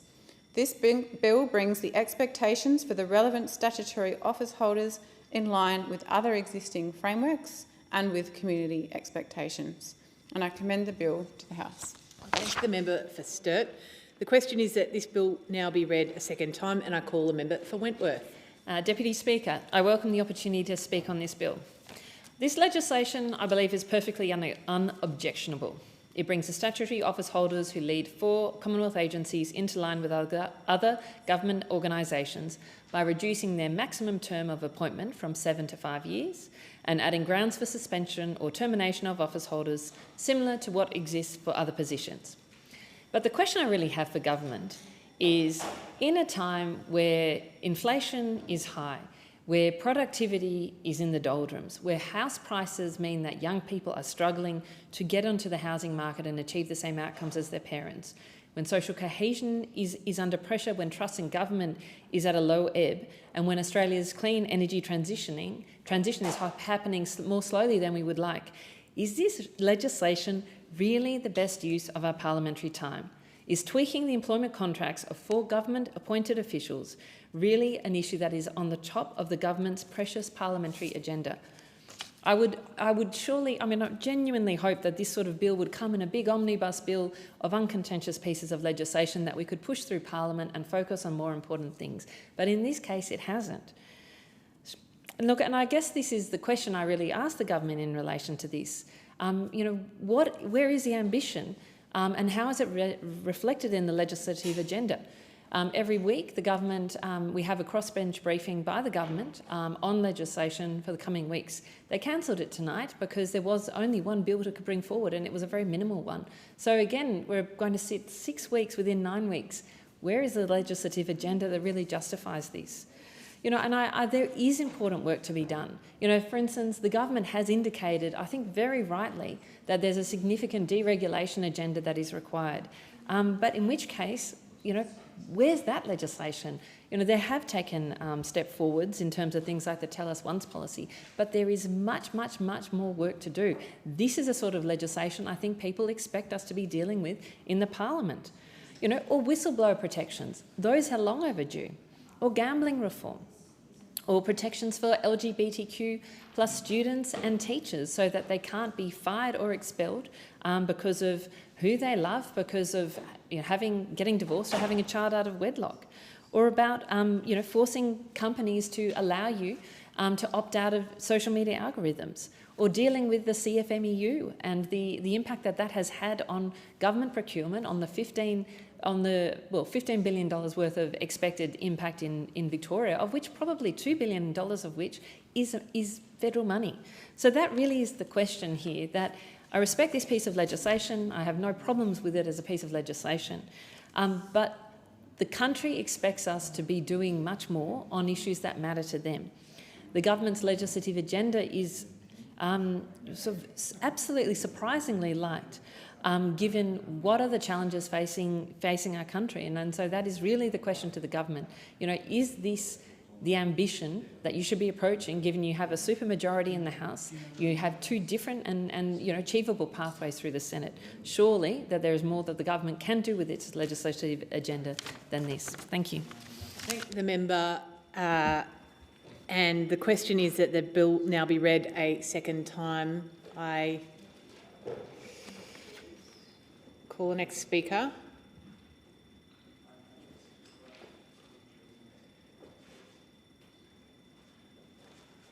Call the Attorney-General. Thank you so much, Madam Acting Deputy Speaker. I thank the Chamber for debate on this bill.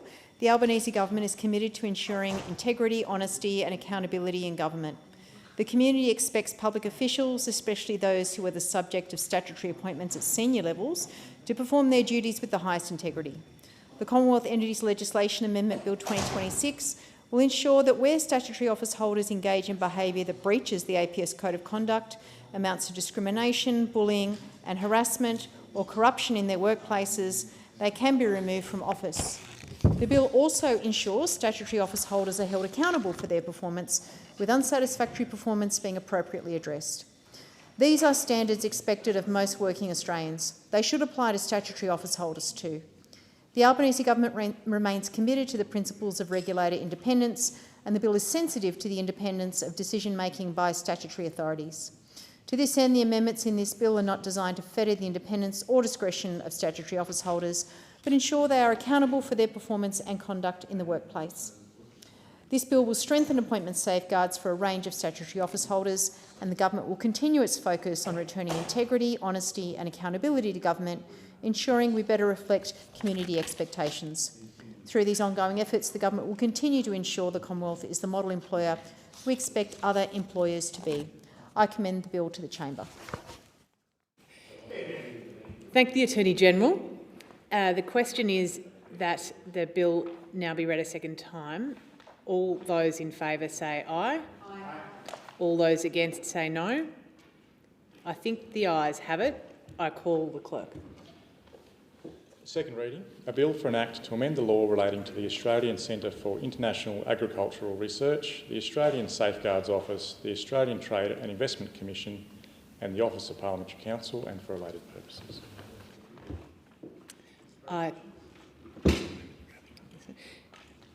Question is, this bill be...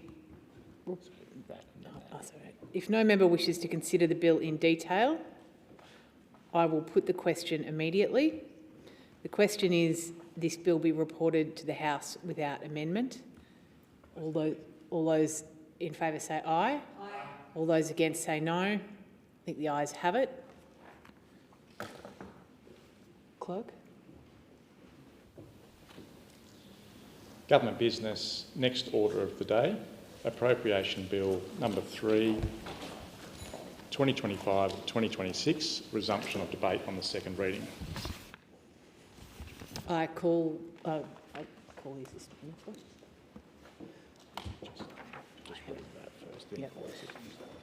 Before the bill is resumed on, before debate is resumed on this bill, I advise the Federation Chamber that in the House it has been agreed that a general debate be allowed covering this bill and the related appropriation bills. I call the Assistant Treasurer. Thank you, Deputy Speaker. In the 1950s, a significant change took place in medicine. The advent of evidence-based medicine saw that field move towards an approach which had previously prized grey-bearded experts towards a more scientific and critical approach which looked to test new treatments. Streptomycin, the polio vaccine and other treatments were evaluated using randomised trials. This was a significant step forward for medicine, saving thousands of lives. Treatments which had previously thought to be effective turned out, when subjected to a rigorous control, to be ineffective. Treatments which had been thought to be long shots turned out to save lives. The shift towards evidence-based medicine has marked one of the most crucial changes within medicine over the course of recent centuries. And right now, public policy is going through the same transition. Effectively, what we're trying to do with a randomised trial is to identify the counterfactual. What would have happened if the treatment hadn't been put in place? You can think of this a bit like Gwyneth Paltrow from Sliding Doors. In that movie, we get to see both of the alternatives. What happens when she catches the train and what happens when she doesn't. But real life isn't like that. We only get to see one pathway through. And in evaluating new medicines or evaluating new policies, it's critical to have in our minds what would have happened if the policy hadn't been delivered. Randomised trials assign people to the treatment and control group through the toss of a coin. That approach ensures the two groups are identical when you have a large sample on both the observables and the unobservables. I've spent much of my career as an economist using natural experiment approaches, trying to tease out a treatment and control group using differences in state variation, using a regression discontinuity, or using instrumental variables. But what we're trying to do in each of those instances is to benchmark against a randomised trial, to see what would have happened if we'd been able to put a randomised trial in place. And in many instances in public policy, we now do have those randomised trials. When New South Wales was facing the question in the late 1990s as to whether to establish drug courts, it set up just such a randomised trial. That trial assigned people randomly either to go through a drug court with its specialist drug addiction treatment programs or through the traditional criminal justice process. The evaluation found that drug courts passed a cost-benefit test. Those offenders assigned to the drug court were less likely to reoffend subsequently. You didn't have to place any weight on the well-being of drug offenders. You just had to look at the benefits to the community. Randomised trials can help cut through ideology in order to ascertain what works and build up that evidence base. We've seen a suite of randomised trials put in place in educational interventions. I'd acknowledge the work of Richard Holden and others at the University of New South Wales, evaluating programs which are evaluating what happens when culturally appropriate questions are placed on tests. For example, if students are able to think in terms of the Parkes telescope, a local reference, rather than the Sydney Town Hall, they turn out to do better on the same questions. I see the member for Bass nodding. Her experience as a teacher reflects the understanding that it isn't simply about testing students on an arbitrary set of facts. It's also about making those questions culturally appropriate. That randomised trial conducted by the UNSW team provides insights that are going to be valuable in education. In the United States, we've seen the advent of randomised trials looking at what happens with high-quality housing programs. The Moving to Opportunity study provided housing vouchers for people in high-poverty neighbourhoods to move to low-poverty areas. It found a significant improvement in fields such as mental health and a significant benefit, particularly to children whose families moved when they were very young. In Australia, we've had a randomised trial of high-impact case management for long-term homeless people. The Journey to Social Inclusion evaluation conducted by the Sacred Heart Mission in Victoria established that it showed how difficult it is to make an impact on the lives of the most vulnerable. It found extremely low employment rates in both the treatment and the control group. A reminder, not that we should give up on these challenges, but that they are hard and we need to do more in order to establish efficacy of programs intended to help the long-term homeless. Increasingly, systems are being put in place in order to conduct more randomised trials. Our government established the Australian Centre for Evaluation within Treasury in order to conduct more rigorous experiments right across the policy spectrum. We understand that taxpayer dollars are provided in a sacred trust to governments, and that it is our obligation to do with those dollars the very best that we can. The Australian Centre for Evaluation has worked with the Department of Employment, with the Department of Health, Department of Social Services and other agencies in order to build the evidence base. They produced a recent report, the Strengthening Evaluation in the Australian Government 2026-2030, which turns that intellectual case into a set of operating instructions right across the Commonwealth. The Australian Centre for Evaluation, led by Eleanor Williams, has conducted a scan of all of the available randomised trials within Australian public policy, going back to the 1970s. That evaluation, that scan, has been important in terms of identifying what evidence is there and what more could be added. The Australian Centre for Evaluation has also ensured that they are using their own techniques, evaluating their own education programs, their own training programs through randomised trials. I commend them for the work that they're doing in order to bring a greater sense of rigour. Sometimes randomised trials can be testing significant programs such as drug courts or housing vouchers to move to low poverty neighbourhoods. But sometimes they can also be looking at effective tweaks. The Beta Behavioural Insights Unit within the Department of Prime Minister and Cabinet has experimented with trials that simply inform those doctors who are super prescribers of antibiotics that their propensity to prescribe antibiotics is higher than average. And it's seen a significant decrease in that randomised trial in the propensity of doctors to overprescribe. A straightforward tweak followed up through administrative data which had a real impact in saving money for taxpayers and in reducing antimicrobial resistance. This illustrates the point that randomised trials can also improve democratic accountability. Philosopher Anna Tanasoko and I have written about the value of randomised trials in strengthening democracy.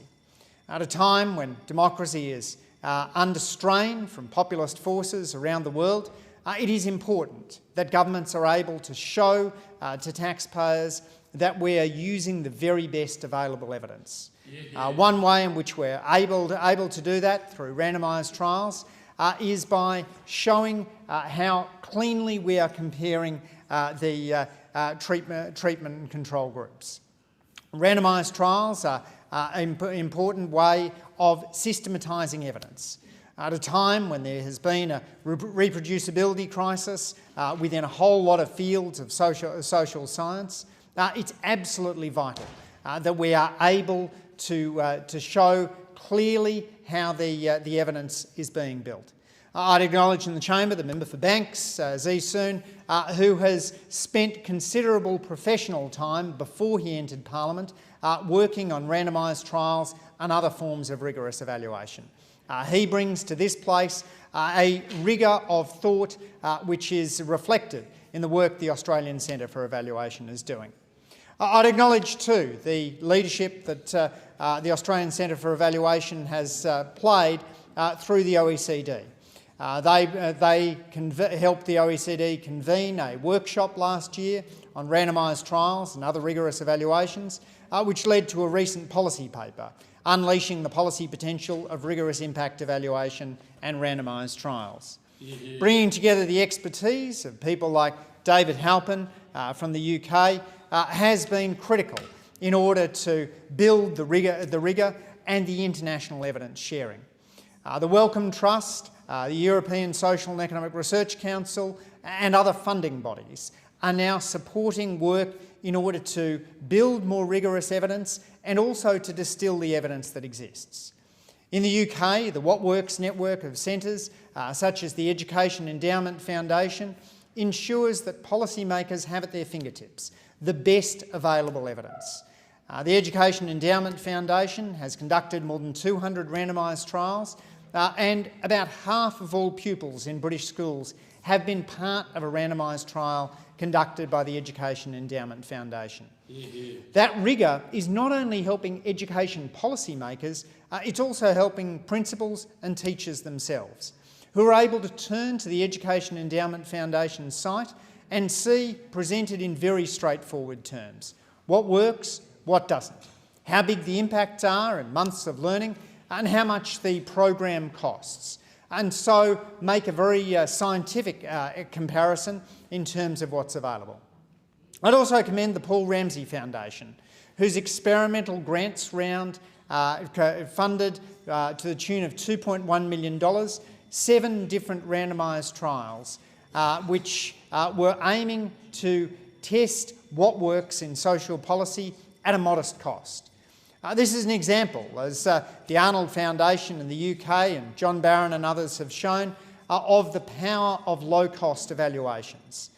There were more than 100 non-profit organisations that stepped forward to apply for the Paul Ramsay Foundation's funding to support experimental programs.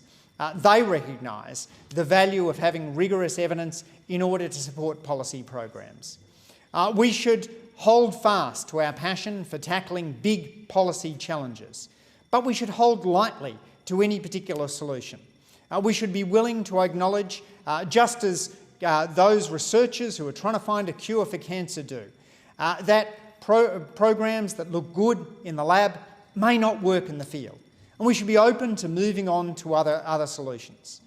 If you take 10 medical drugs coming out of the lab, only one of them, on average, will make it through 3 phases of clinical trials and into market. And so too, in the area of social policy, we should recognise that much of what we value will not necessarily have the impact that we intend it to do so. And so the rigour that the Australian Centre for Evaluation brings is important in terms of building the policy case. Alongside this, we need to do a better job of building systematic reviews. Rather than making decisions based on a single study, we should be drawing together all of the available evidence, weighting more highly the higher quality evidence, and bringing out what Julian Elliott, a health researcher, has called living evidence reviews. Living evidence reviews came out of COVID with the notion that you needed to continuously update the evidence. The Campbell collaboration in social science and the Cochrane collaboration within medicine have done a very good job of producing systematic reviews, but we now need to make them continuously updated. And so policymakers and practitioners can immediately reach out and find out what is the best evidence on any particular topic that they're engaged. Better distillation of the evidence, better creation of new evidence will help to build the case for better economic and social reform. Our government is committed to evidence-based policy. You can see that in the record number of randomised trials we're putting in place and in the rigour with which we are training public servants through the evaluation profession. I commend all of those public servants who've engaged in the Australian Centre for Evaluation's evaluation training, which is raising the quality of evaluation understanding right across the public service and better serving the Australian people. With rigour and with a try, test, learn approach, we can better serve the Australian people. I thank the Assistant Minister and I call the member for Capricornia. Thank you, Deputy Speaker. I seek leave to continue my speech from the previous sitting week. Is leave granted? Leave is granted. I call the member for Capricornia. Thank you. One of the most damaging examples is Labor's decision to slash NDIS provider travel and reimbursements by half. Under these changes, providers' capacities to travel to clients in regional remote areas have been severely reduced regardless of distance. For communities spread across vast geographic areas like my electorate of Capricornia, this is not a minor budget adjustment. It is a direct threat to access to essential care. In central Queensland, people with disability often rely on visiting allied health professionals. These changes make it harder, not easier, for providers to service regional communities. It can mean the difference between accessing care like those in the cities or going without altogether. Changes to the NDIS under the Albanese Labor government are having serious and deeply concerning consequences, particularly because of the government's failure to properly understand, anticipate or manage the unintended impacts of its poor decisions. Calls to my office include NDIS cases where participants have had their funding reduced by more than 50%. Essential therapies have been removed, support hours have been slashed, assistive technology has been delayed or denied. Families are being forced to fight simply to maintain the level of care that was previously assessed as reasonable and necessary.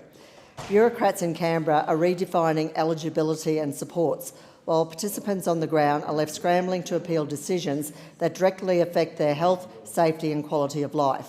In some cases, we are advocating for participants whose medical status means that a loss of support is not merely inconvenient, it is potentially life-threatening. No family should have to go into battle with the system to secure the basic supports that keep their loved ones safe. Sustainable reform of the NDIS is essential.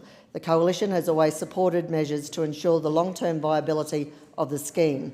Reform must be careful, transparent and guided by genuine consultation, not rushed adjustments that leave vulnerable Australians bearing the risk of unintended consequences. Deputy Speaker, when the NDIS was created, it was built on a promise that Australians living with disability would have certainty, dignity and choice. Under this government, that certainty is eroding. Participants deserve clarity, families deserve stability, and the government must urgently address the very real harm being caused by its poorly executed changes to the NDIS. In regional towns like Clermont, the significant shortfall of aged care housing marks a critical failure of the Albanese Labor government to support rural Queenslanders. Clermont is far more than a small rural town of 3,000 people. It's a powerhouse for agriculture, mining and tourism. It helps build this nation's prosperity. Clermont is facing a worsening aged care shortfall.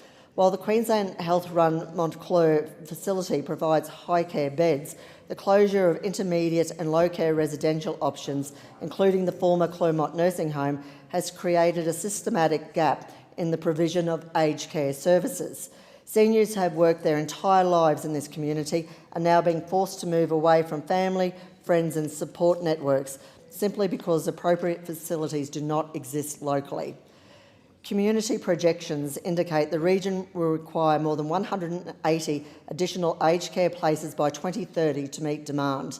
Yet despite repeated representations, clear evidence of need and a rollout-ready solution, this government has failed to act. Labor even rejected funding for a much-needed seniors living facility under the Regional Precincts and Partnerships program. At a time when Clermont is crying out for aged care accommodation and independent living options, this government said no. The Clermont Monash Lodge Revitalisation Initiative is ready to go. It would deliver seniors accommodation, ease housing pressure for younger families and support the town's recovery following recent floods. It would strengthen the community's long-term sustainability. It is exactly the kind of practical regional project that should be prioritised. I have written to the Prime Minister. I have met with the Minister for Aged Care and Seniors. I have put forward the case clearly and constructively. The response, silence. This government is quick to announce billions in metropolitan infrastructure and inner-city projects, but when it comes to core services in regional Queensland, doctors, aged care, housing for seniors, the cupboard is bare. Seniors who built a life in Clermont should not have to leave in their final years because the Albanese Labor government failed to provide funding for essential infrastructure so they could remain in their community. The Coalition fought hard during the Senate inquiry into aged care reforms to secure hardship provisions, grandfathering arrangements and caps on contributions to protect older Australians. We stood up to ensure dignity and fairness remained at the centre of the system. Deputy Speaker, the wealth of this nation is built from towns like Clermont. The Albanese government must stop taking regional communities for granted. Towns like Clermont deserve better than this government's indifference. Central Queensland has also been dealt another blow with Labor's decision to axe $23 million in funding for the Rocky Sports Club project, funding that was approved by the former Coalition government in 2020. This project supports 129 sports clubs, community groups and would have delivered jobs, vital community infrastructure and long-term economic benefits for Rockhampton and the wider region, especially with Rockhampton a potential Olympic city. Instead, after years of delay and false hopes, Labor walked away from the project entirely. This decision speaks volumes about Labor's priorities. A project that required a simple variation to proceed, one that would have created jobs and strengthened community participation, was simply discarded. It does not stop there. Labor's war on agriculture, its attacks on the resources sector and its anti-small business agenda have made it harder for industries in Capricornia to thrive. Farmers tell me they are struggling with rising costs, with fuel and fertiliser prices at record highs. This is not just a problem for farmers, it's a problem for every Australian who relies on affordable food, secure supply chains and a strong regional economy. While vital roads in my electorate like the Bruce Highway and the Peak Downs Highway have been left to crumble due to funding cuts, while lives continue to be lost, Labor continues to claim that regional Australians are better off. All this regional and rural neglect while the Albanese Labor government would win a Winter Olympic gold medal for spending. The the highest spending government outside of a pandemic in 40 years. After nearly 4 years of Labor, Australians are paying more for everything. Insurance is up 39%, energy is up 38%, rent is up 22%, health costs are up 18%, education is up 17%, and food is up 16%. These are not luxuries, these are essentials. What makes this even more concerning is that Australia's inflation rate is now higher than many comparable economies. Government spending is now growing at 4 times the rate of the growth of the economy. Debt is projected to reach $1.2 trillion. Since coming into office, Labor has added $100 billion to the national debt. Spending is now $160 billion higher than when Labor came to power, equivalent to around $16,000 for every Australian household. All of this is occurring while the Commonwealth is collecting extraordinary levels of revenue. In 2024-25 alone, the government raised $717 billion in receipts, 25.9% of GDP, the highest level in 25 years. Revenue is not the problem, spending is. The consequences are being felt through higher interest rates. In February, the Reserve Bank raised rates by 25 basis points to 3.85%. Every rate rise hits mortgage holders, renters and small businesses. Young Australians have been locked out of the housing market, families are being forced to delay major life decisions, future generations are being saddled with debt they did not choose.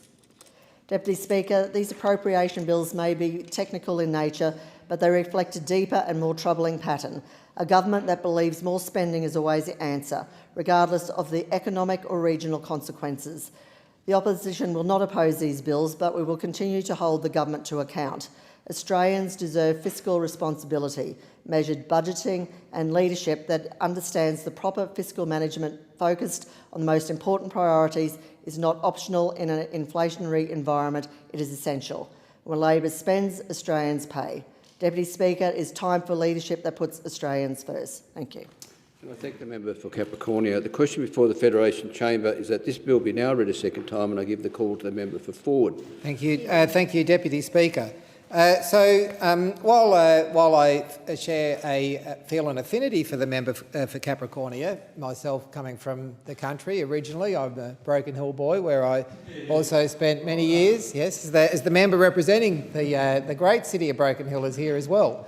So while I share an affinity on a personal and perhaps geographical level, I think there might be a philosophical divergence in Australian politics that we haven't seen for a long time, and some of the comments made in that speech I think really outline what that philosophical difference is. And I feel like I woke up in an alternate universe where the member for Goldstein is somehow the shadow treasurer, the alternative treasurer of this country. Somehow somebody who I'm not sure would fit in particularly well in the rural electorates that many of you here represent, where I come from, and I think would struggle in the outer metropolitan electorate that I represent today. So I feel like there is a bit of an alternate universe where people on the other side see the member for Goldstein as having some sort of economic answers. But maybe it is that there is this philosophical difference in Australian politics, which is something which I think we've really seen a divergence in that over the last 10 years, perhaps a little bit more.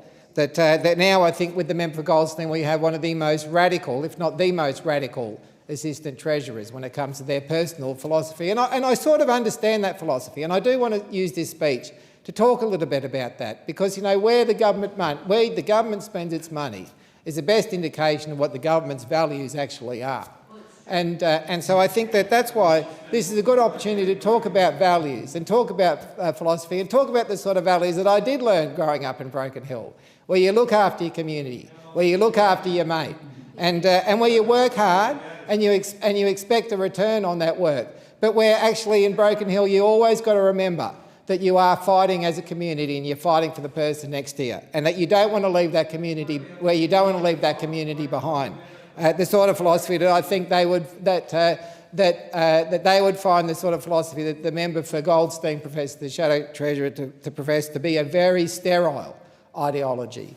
And so I think that the idea that that where the government spends its money is really an indication of what that philosophy is. And that's why I think where the government prioritises its spending in housing, in energy, in training, in health, and mental health particularly, and infrastructure, really brings to my mind that idea that that there are two ways to run, that saying that you should run a company, you should run a country the same way that you run a business. And I've also run a business. I started off as a contract musterer around Broken Hill, where I had a bike and a ute. Not the biggest business, but a bike, a ute, a pack of dogs, and the will to win. The most important thing that you need in any business, the will to win. And from there we moved to the city, and when we had a little baby, and I ended up running a construction company. And I really learnt I guess some things along the way, and I want to talk about that in a second.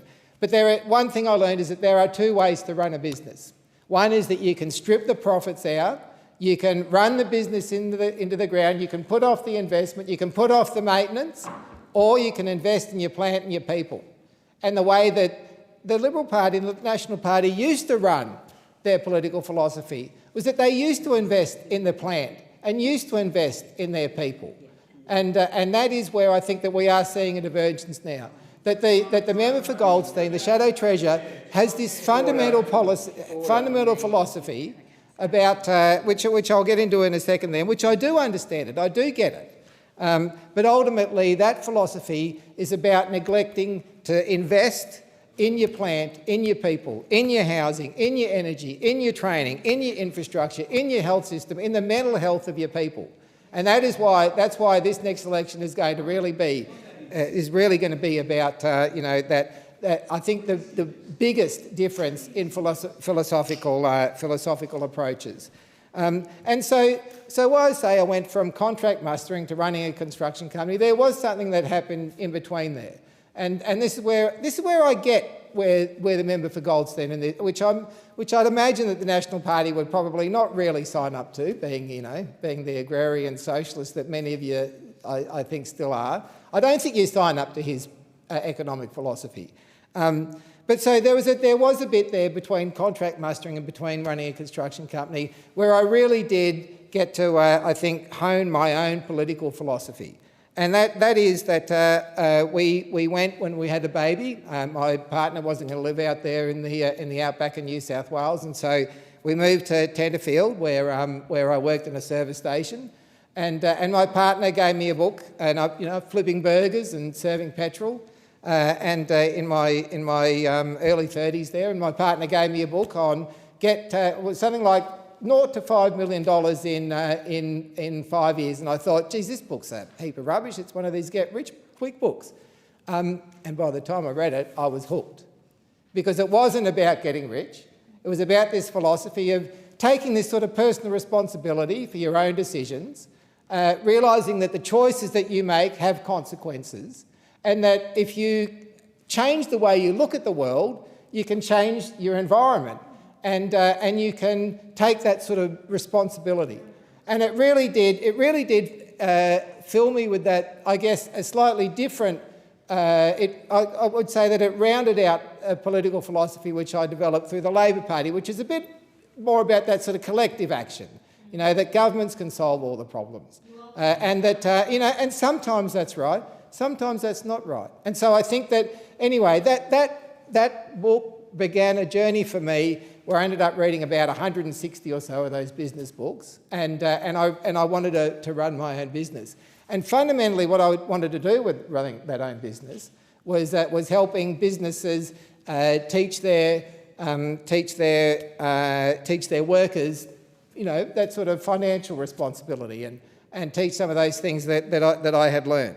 And so I sort of get where the member for Goldstein is coming from in his philosophy. He has this aggressively individualist approach to people making choices over their own lives to control their own destiny, and that government shouldn't get involved in that. And so I get that. I understand where he's coming from. But there's a point at which something like that becomes utterly ideological and not bounded in reality. There's a point where that becomes unuseful to the rest of society. I mean, for instance, on superannuation, the government this week is building on many of the superannuation changes building on the superannuation policy, which is very much a Labor Party policy. You know, through those books that I was reading, one of the sort of philosophies was that you pay yourself first. You put 10% of your income, you pay yourself first no matter what, because over time you can build up that pool of savings to go from being just a pile of money, which can be there for security if you need it, to a pile of effectively assets that you can invest to create a passive income. And I really do understand that argument about that, you know, you should pay yourself first. But the reality is that life gets in the way. And if it wasn't for a compulsory superannuation system that took that 10% and put that 10% away for workers, then there wouldn't be 4.3 or whatever it is trillion dollars worth of national savings for people to retire into. And there would be people retiring into poverty, just as there was prior to superannuation. And so, you know, in politics you have to be pragmatic. The ideological purity, it doesn't work. Certainly didn't work for the Labor Party in the 50s and 60s, and it's certainly not working for the Liberal National Party today. And so, you know, I'm sure that there are sensible people in the party, and, you know, having as I say, a bit of personal affinity for people from the bush, that they probably reside mainly in the National Party. But just, you know, just for the sake of the country, encourage your colleagues, and particularly the Shadow Treasurer, to drop this ideological obsession with this personal free market approach to economics. Because as attractive as it might look on paper, it would not work to the extent where you would end up with the sort of pool of savings that we have for superannuation, for instance. And it has not worked. It has not worked over the last 30 years or so that people like Prime Ministers such as John Howard and Abbott and Turnbull and Morrison followed, which was this approach to the government withdrawing itself from providing essential services like housing and like energy. You know, and there are probably two things that I really want to come to this place to prosecute, two economic arguments that I want to come to this place to prosecute, and that is cheap public housing and cheap public energy. Because in many ways that was the post-war economic miracle, economic recipe of Australia, was cheap public housing and cheap public energy. Cheap public housing, not for just people that desperately needed it, but for railway workers, for meat workers, for teachers, for car workers. And in fact, I like to shock people a little bit by saying that one of my economic role models was Thomas Playford, who was the Premier of South Australia, Australia's longest-serving Premier from the 1940s to the 1970s, a Liberal Premier who built the South Australian Housing Trust, who put into the charter of the South Australian Housing Trust was that it would aid in the economic development of the state. And so at one point, the high point in Australia, something like 40% of every rental in South Australia was for public housing, for car workers. That's how they built the car industry. You know, it wasn't actually just the reduction in tariffs that destroyed the car industry, it was the cost of housing going up, meaning that wages had to go up, and actually that didn't help business in the end. The whole idea about public housing was that you could take the pressure off wages. You could then attract international companies, international manufacturing companies like the car industry to South Australia, and of course to Australia. But it wasn't just Liberal Party premiers, of course, it was the philosophy at the time. This is what I'm trying to say in this, is that there used to be this sort of agreement between Labor and Liberal that the government had a role to play in the economy, for the good of the economy, not just out of the goodness of our hearts, but because it was actually the economically sensible thing to do. And so it was with energy. We built great public energy assets in this country. And just to surprise people, you know, that I don't go around quoting ancient history premiers of Australia, I like to quote Peter Dutton, somebody who's been in the news a bit lately in a certain report. But I think that that of all of the things, Peter Dutton, that I would disagree with, I thought he summed up the importance of energy perfectly when he said that energy is not just a part of the economy, energy is the economy. It is absolutely is the economy. And so, as I say, Australia's post-war economic miracle was built on those two foundations: cheap public housing and cheap public energy. But again, I mean, the ideological obsession that the opposition has had with withdrawing itself from the market has seen that energy infrastructure be privatised, corporatised, and ultimately wither away to nothing, so that coal-fired power stations closed all around the place, but they weren't replaced. And what I don't get is this ideological obsession against renewable energy. I just don't get it, because nobody's building coal-fired power stations anymore. In fact, I think something like $3 million went into a study to build a coal-fired power station in Collinsville. They didn't even finish the study, let alone the coal-fired power station. So, you know, I mean, no one's going to build a coal-fired power station anymore, and the opposition want to dangle out there a change to our energy policy to allow nuclear energy. Who's going to do that? I mean, the Australian people aren't going to let you spend $600 billion doing it. I don't think there's any private enterprise lining up to do it. I mean, the fact is, doesn't this sound sensible? Renewable energy firmed by gas and batteries, doesn't that actually sound sensible to those in the opposition? But somehow there is this ideological obsession that you can't have this approach. You need actually the most expensive approach, coal and nuclear, because if you believe in coal and nuclear, therefore you don't believe in climate change. Somehow, you know, the Prime Minister talked about that is exactly his words in the last election. That's when I thought that he was really nailing it, with the way he summed it up. Our energy future is renewable energy firmed by gas and batteries. But yet the opposition has withdrawn it from the field. So I rise in support of these bills, because this bill, the appropriation bill, as I say, the budget is the best indication of how the government, what the values are of a government, how it spends its money, and I urge its support. And I thank the member for Ford. The question is that this bill be now read a second time, and I give the call to the member for Mallee. Thank you, Deputy Speaker. And I've got to say, it was very refreshing to hear the member for Ford and his arguments throughout that discourse, and particularly that he sees that reward for effort is a noble and a good thing, and that energy is the economy. Just two pieces that I took out of his speech. Very, very true. And there is a reason we are not into all renewable, is because it is not sound policy, as we are discovering with electricity bills around Australia. Every person who gets an electricity bill knows that it is bad policy. Anyway, that's a conversation I will take up at another time. Very good to hear from you, though.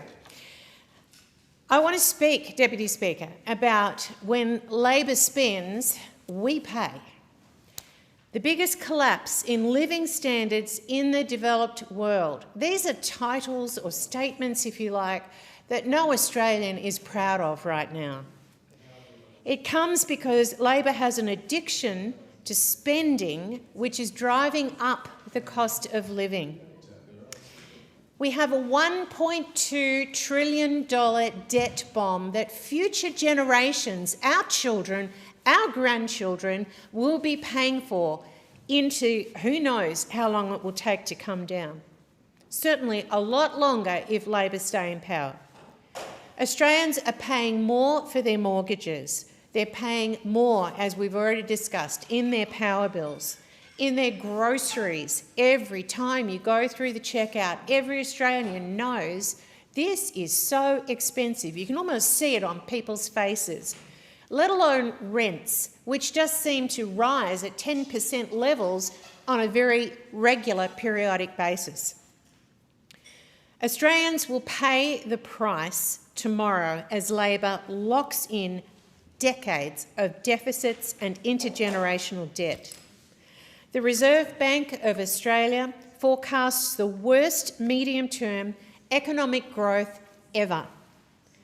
Economists warn Australians' living standards will continue to erode. This is not good news. putting more pressure on the federal government's deteriorating budget. The latest central bank forecasts show that the economy is expected to grow just 1.6% over the year to June 2028.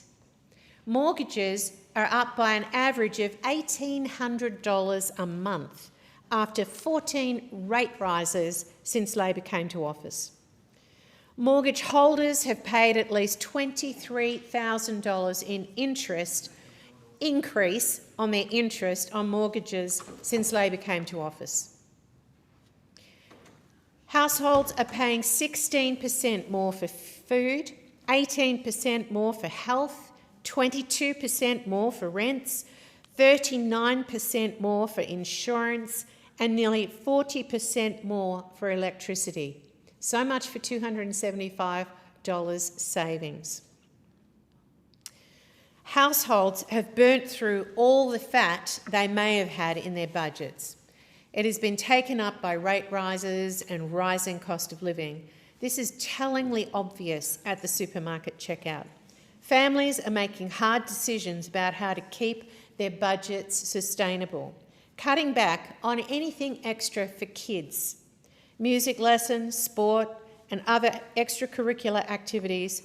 Going out for a meal, who knows, that has gone through the roof, if you can find a restaurant still open. And that's if they can continue to service their mortgage or rental property at all. In my electorate of Mallee, emergency food relief charities are experiencing unprecedented demand. And even then, I'm having to fight for them to get their funding reinstated, such as the Horsham Christian Emergency Food Centre and the Stall Interchurch Council Cottage. As Labor, as they want to do, apply a desktop modelling approach and fail to understand the distances between towns in my electorate, thereby cutting funding. And fortunately, the Minister has heard my cries. I have met with her and she has reinstated partial funding for those services. It's not enough in a cost of living crisis that people are hurting in day after day after day. Spending in the current budget, and I predict in the upcoming May budget, are based on heroic assumptions, as former Assistant Secretary to Treasury David Pearl wrote on Saturday the 28th of February. Mr Pearl writes accurately that we are in a long-term economic decline with the largest drop in living standards of any OECD country since the pandemic, with little real wages growth since 2011 and labour productivity stuck at its 2015 year level, over 10 years ago. The first false assumption Mr Pearl calls out in his expose of what he calls economic fantasies and delusions is cutting carbon dioxide emissions somehow improving productivity. And he writes, and I quote, "Too many of us refuse to accept or even consider as a remote possibility that any policy of rapidly cutting carbon dioxide emissions must necessarily lower growth, hurt productivity and lower living standards, while having no effect on the climate, absent similar commitments from the big economic powers. Not by a little, but as its whole of economy ill effects compound across time by a great deal." He continues, "In the 1990s, this growth trade-off was considered a truism by conventional economists who opposed heavily front-loaded emissions cuts for that very reason. Yet today, Canberra's conventional wisdom is that emissions cuts not only carry no costs, but in the words of the Productivity Commission chairwoman Danielle Woods, are an economic prize, relying on the fantasy that wind and solar are the cheapest form of power." I say, hear, hear. Those opposites should be uncomfortable in their seats, especially those that like to preach about being on the right side of history. Mr Pearl says, "The second delusion in our public finances Too few of us, and I'm quoting him, too few of us are prepared to admit that the budget's forward estimates and projections are a complete fiction, not unreliable and inaccurate as critics typically maintain, but completely divorced from reality. They show that future deficits will remain small in economic terms and virtually disappear by 2035 to 36, with net debt remaining stable at 20% of GDP, a result that virtually every other developed economy would kill for. But the assumptions they rely on are deeply flawed. They assume that across the next decade, federal spending will remain stable at close to 27% of GDP, despite the expected rapid growth in the National Disability Insurance Scheme, our interest bill and other programs. Because, get this, the cost of the public service is assumed to fall significantly. I'm still quoting Mr Pearl. As the Parliamentary Budgets Office has found, if we are more realistic about the latter, spending could be underestimated by as much as 3% of GDP, resulting in much higher deficits and debts. Thirdly, Mr Pearl rightly says the third delusion is our inability to accept the world has changed fundamentally during the past 5 years, 4 of which Labor have been in government. Events on the weekend, and I've exited his quote, events on the weekend in the Middle East have only underscored that comment. Mr Pearl wrote, I suspect submitted before the bombs fell on the Ayatollah in Iran, and I quote, we have seen a return of intense great power rivalry, reflected in rising military tensions, the fracturing of the world's trading and financial systems, and the collapse in global support for net zero. What we had of a rules-based order, the concept was always overstated by the Davos mob, is under genuine threat with serious implications for small trading economies such as Australia. End comment. It is high time the Emperor was called out for wearing no clothes, for the delusions to end, and for the Albanese Labor government to stop the fiction and be truthful with the Australian people in the May budget. Labor's spending has blown out to 27% of GDP, the highest level outside a recession in nearly 40 years. Former RBA Governor Philip Lowe made clear that inflation has lasted longer in Australia because of Labor's spending spree. IFM Investors Chief Economist Alex Joyner says the fiscal guardrails have come off. Instead of tackling spending, Labor's answer is to increase taxes on your super, your savings, your housing, your small business as an Australian. Every minute we are paying $50,000 or $72 million a day just on interest on Labor's debt. Every dollar that pays interest is a dollar we can't spend on Medicare or schools or hospitals, NDIS, aged care and on tax relief. We cannot put unsustainable spending on the national credit card for our kids to pay back tomorrow through Labor's higher taxes. Thank you. And I thank the member for Mallee. The question is that this bill be now read a second time, and I give the call to the member for Braddon. Thank you, Deputy Speaker. I rise today to speak in support of this package of these appropriation bills. These bills give effect to decisions outlined in the 25-26 mid-year economic and fiscal outlook, which the Albanese Labor government delivered at the end of last year. My ethos strengthened the budget, reduced debt and reinforced our government's responsible approach to economic and fiscal management. The figures demonstrate a significantly stronger budget position than the one we inherited and a stronger position than was forecast at the time of the election. In fact, it was the only mid-year update on record to deliver a better bottom line in every year of the forward estimates, less debt in every year of the forward estimates, and net policy decisions that improve, not worsen, the fiscal outlook. We are delivering on our commitments, making space for unavoidable pressures and strengthening the budget all at once. In my electorate of Braddon, people are practical. They're not interested in slogans or scare campaigns. They want to know whether their government understands the pressures that they face and whether it's taking responsible action to ease those pressures, while strengthening the services that our communities rely on. The Albanese Labor government is doing exactly that. Under this Labor government, 47,000 taxpayers in Braddon received a tax cut. Firstly, on the 1st of July 2024, and those who earn between $18,201 and $45,000 will receive another tax cut on the 1st of July this year and another in July 2027. This helps put more money in the pockets of workers. That is not accidental. It is the result of deliberate, responsible reform that puts fairness at the centre of the tax system.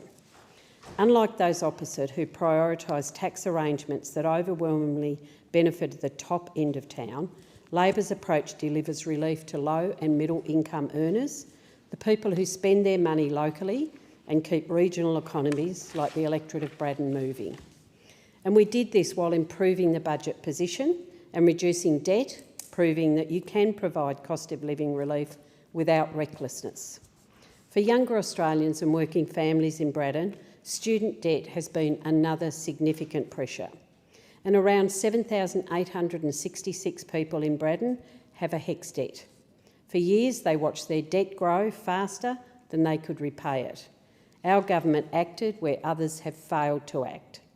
We fixed unfair indexation and reduced student debt, giving thousands of Braddon residents the chance to get ahead, not fall further behind. And I've spent a significant amount of time at the Cradle Coast campus in the University of Tasmania and spoken to students about what that means to them to have that money back in their hip pocket. And they are absolutely grateful, and they say the difference that that makes to them into the future is really significant. That reform is already making a difference to household budgets, to confidence and to economic participation. I've spoken to many of these students, as I said, and they are grateful for that relief. Cost of living pressure also shows up every time someone walks into a pharmacy to fill their prescription. That is why we deliver cheaper medicines, a reform that is particularly important in regional communities with older populations and higher rates of chronic illness. As of the 31st of December 2025, Braddon residents have saved more than $10 million through cheaper medicines. That is a concrete, measurable outcome. It means fewer people skipping their prescriptions, fewer people delaying their treatment, and better health outcomes right across the electorate. But healthcare is not just about affordability, it's about access. And for too long, regional communities were expected to accept less when it came to healthcare. That is why the Albanese Labor government has made the largest investment in Medicare in its history, and Braddon is seeing the benefits of that investment. And I'm really pleased that Braddon now has a Medicare urgent care clinics in both Burnie and in Devonport. These clinics provide bulk billed care during extended hours, giving people an alternative to the emergency departments for urgent but not life-threatening conditions. That means that families can get care across the weekends and out of hours on evenings. They reduce pressure on our local emergency wards at both the North West Regional and the Mersey General Hospital. And they do so without cost to patients, because that is what Medicare is supposed to do. Bulk billing more broadly is recovering because our government chose to act. It was in the June quarter of 2025, the GP bulk billing rate in Braddon was 87.3%. That represents thousands of appointments where people were not charged a gap fee, appointments that were accessible because we tripled the bulk billing incentive for those who need it most.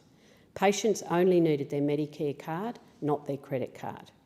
Those opposite let bulk billing collapse, and we are rebuilding it through that initiative. And when we talk about healthcare, we must also talk about mental health. Mental health care is healthcare, and for too long it was treated as optional or secondary, particularly in our regional areas. Under the Albanese Labor government, Medicare mental health centres have been delivered in both Burnie and Devonport. They're both open now. They're walk-in centres. They provide free walk-in mental health care without the need for a referral. And the thing that I really like about these is that both of these services have peer support workers, so people who have been through the difficult times and people who can walk in and talk to someone who not only has experienced it but also provides that support.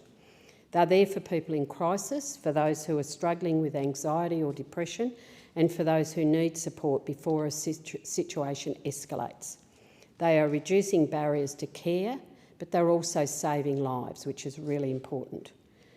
Taken together, tax relief, student debt reform, cheaper medicines, urgent care clinics, bulk billing support and mental health centres, this is what delivery looks like. These are not theoretical benefits, they're policies that are improving lives of people who live in Braddon right now. And importantly, they reflect Labor's belief that regional Australians deserve the same quality of services and opportunities as those in our major cities. The Albanese Labor government does not see communities like Braddon as an afterthought. We see them as central to Australia's future. Our fiscal position matters, especially at a time when inflation, while having moderated significantly from its peak, remains higher than any of us would like. Importantly, in its statement in early February, the Reserve Bank did not point to government spending as a source of inflationary pressure. In fact, the RBA made it clear that the current pressure on inflation is coming from private demand.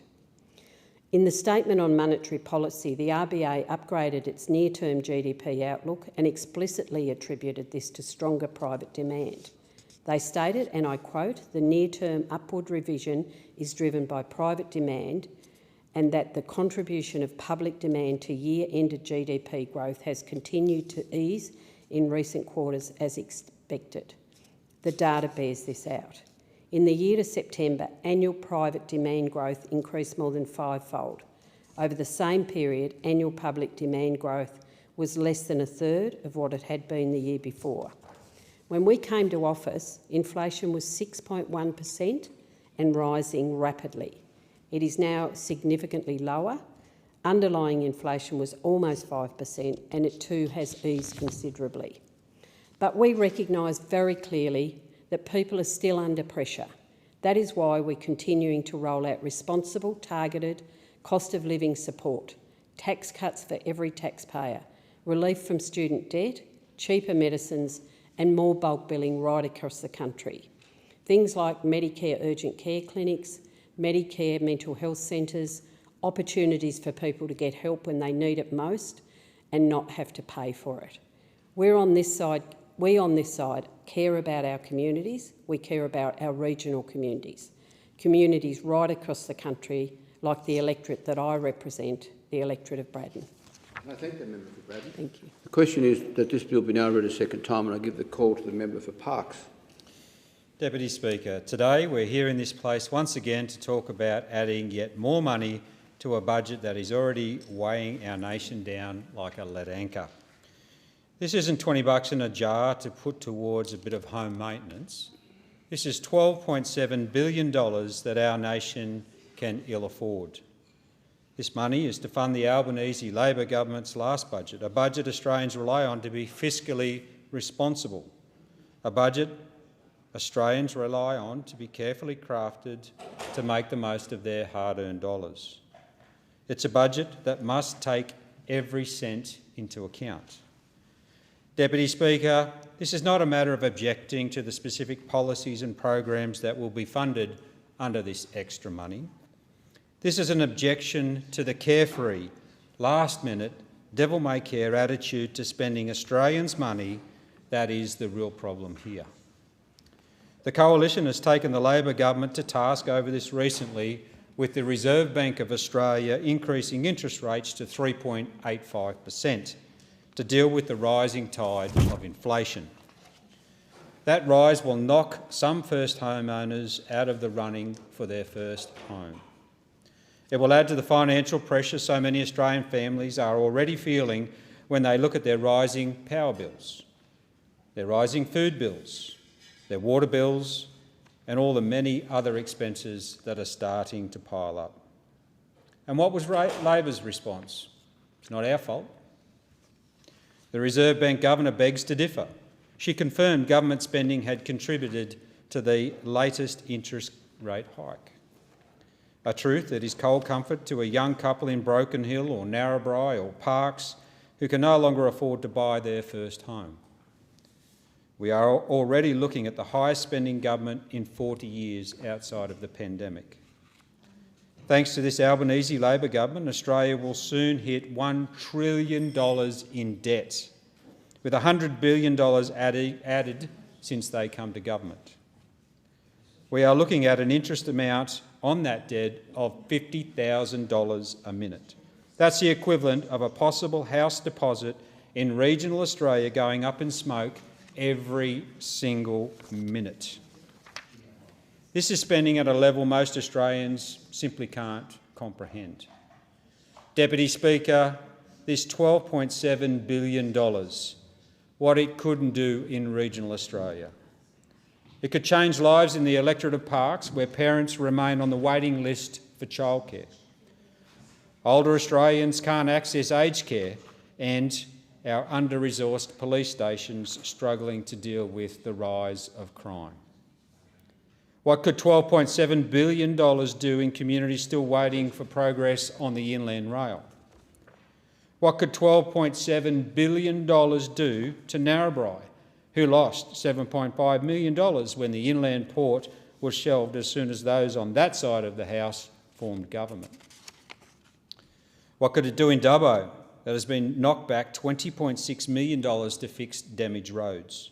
The Lachlan Shire denied $29 million for their roads, and Narrabri Shire Council with $21.5 million, or Burke denied $14.9 million to maintain their road network.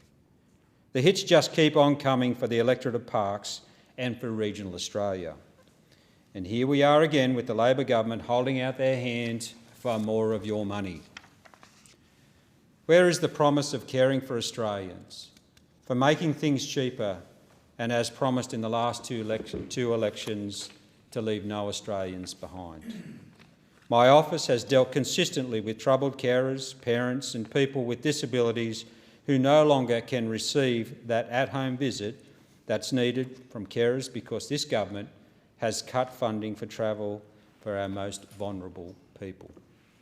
Deputy Speaker, communications in the bush have gone backwards. We have heard over and over again of the increased problems with the coverage since the 3G network was shut down in October 24, under Labor's watch. Many of those across the vast tracts of land in my own electorate of Parkes who have been lucky enough to get a bar or two of coverage have now lost it. The simple ability to get hold of someone during a time of emergency or for business purpose, or simply to have a chat with one of your neighbours, for some of those who are fortunate to have it now no longer do. There are many, many more who are still waiting for certainty that their 000 calls will be heard. I've heard from farmers, from travellers, from business people and from parents of students that their telecommunications is not only substandard, but it's non-existent. Once upon a time, you could stand out in a paddock and ring 000 in an emergency. Now we have business owners in regional towns that need to walk out into their street just to access internet banking. What's happened to the mobile black spot program? Well, it's stalled under the Albanese Labor government. Deputy Speaker, where is our healthcare? Where is our childcare? And where is our aged care? In amongst all this spending, a person suffering a suspected heart attack in Broken Hill might not be able to get their local emergency department. I know this because I've heard from them. Red tape and lack of assistance for councils might be preventing someone in urgent need in Cobar from accessing aged care. I know this because I've heard from them. I've heard from the communities such as Coonamble, Narrabri, Burke, Nyngan and Broken Hill that regional Australia has a childcare desert. This is not rhetoric. It is the lived experience of many people in the Parkes electorate. Where are our urgent care clinics in the Parkes electorate that covers more than half of New South Wales? There are none, zero, not one. There are problems with the urgent care clinic model. The model is making it tough for existing clinics. But in my electorate, we have neither urgent care clinics or any assistance for healthcare providers trying to find professionals to work in our remote areas. Deputy Speaker, what about the much hype around fee-free TAFE? It fails to take into account the people in my electorate and regional Australia that may be required to travel up to 4 hours or even more to get to a TAFE building where there's a qualified teacher. Let's sum it up. Inflation is up, interest rates are up, big projects are at a standstill. We have problems with healthcare, childcare, aged care, education, road funding, National Disability Insurance Scheme, telecommunications, and so much more. Now, some of the areas of the Parkes electorate are heading into drought, and some of them are actually flooding as well at the moment. What assistance can our primary producers expect from the Labor government? Where is the support for our food and fibre producers who feed our country and many other nations through our exports? And where is the support for our struggling councils? The latest Local Government Audit Office of New South Wales reported problems with financial sustainability in a number of councils in my electorate. Central Darling Shire, low availability of cash, highly dependent on government grants that aren't there under Labor. Cobar Shire, insufficient revenue, highly dependent on government grants, again, not there under Labor. Walgett Shire, insufficient revenue, highly dependent on government grants, they're still waiting. Local government in regional areas right across Australia are struggling due to our smaller populations, escalating costs and more demands on them to do the job previously done by other tiers of government. I don't see them here with their handout for $12.7 billion. Deputy Speaker, some of that $12.7 billion, more than $2.9 billion, is for the Cheaper Home Battery project. That adds up to about $7.2 billion in a total over a 4-year period. This cheaper at-home battery program was not in Labor's energy policy they took to the last election. There's no mandate for this program, but yet $7.2 billion will be spent of taxpayer dollars over a 4-year period. How many billions have already been ploughed into renewable energy? The Climate Energy Finance think tank says the Albanese Labor government and the Min state government have committed about $76 billion of taxpayer money to climate and green energy spending over the past 3 years. That includes $19 billion of rewiring the nation, $7 billion on critical minerals production tax credit, $6.7 billion on hydrogen production tax credits. The Institute of Public Affairs has reported that in 2024, out of Australia's 50 largest solar farms, only 28% were entirely owned by Australians. Of the total subsidy paid, $1.2 billion was given to solar and wind projects that were foreign-owned. These billions of dollars are going straight out of our country. The rationale seems to be that if we sink enough funding into alternate energy, eventually something's going to go right. With all of that spending, you'd think we would be looking at cheaper power bills. But no, more spending, higher bills, spiralling costs, and no energy certainty. I've said it before and I'll say it again, Deputy Speaker, there is a cheaper way, there is a better way, and there is a fairer way. Deputy Speaker, let's take a look at the events that followed in this place after that horrific Bondi terrorist attack. This was a heartbreaking day in our history and one that requires a response from cool heads. Instead, we got a panicked reaction that kicked out at Australia's legitimate gun owners. Labor estimated a $1 billion for a gun buyback program would be enough. However, experts in this field say this cost could be more like $5 to $10 billion. This decision has been pushed through by the Albanese government with the support of the Greens, without consideration of the massive cost to all Australians. I couldn't see in the funding plea for more money within this bill for the gun buyback program. Deputy Speaker, not only is there a staggering upfront financial cost to this rushed decision-making, but I'm hearing of the devastating impacts on small businesses in my electorate. These reforms could mean the end of their small business. I've heard from struggling gun owners in Walgett, in Dubbo, in Moree and in Broken Hill. I quote from one of these family business owners: "None of these changes stop or will ever stop what happened, but the government will never admit its own faults. It will only ever pass them on to people like me." We know the loss of any small business in a regional community can have serious impacts. The potential loss of these businesses has huge consequences to the suppliers, but also to their consumers. Another blow for regional Australia. Deputy Speaker, spending is needed. Spending is needed in all of the areas that I've outlined. But this appropriation bill is a clear indication of poor planning, of spiralling spending in all the wrong places, and an out-of-control budget that continues to fuel the rocket of inflation. And I thank the member for Parkes. I'll give the call to the member for Brisbane.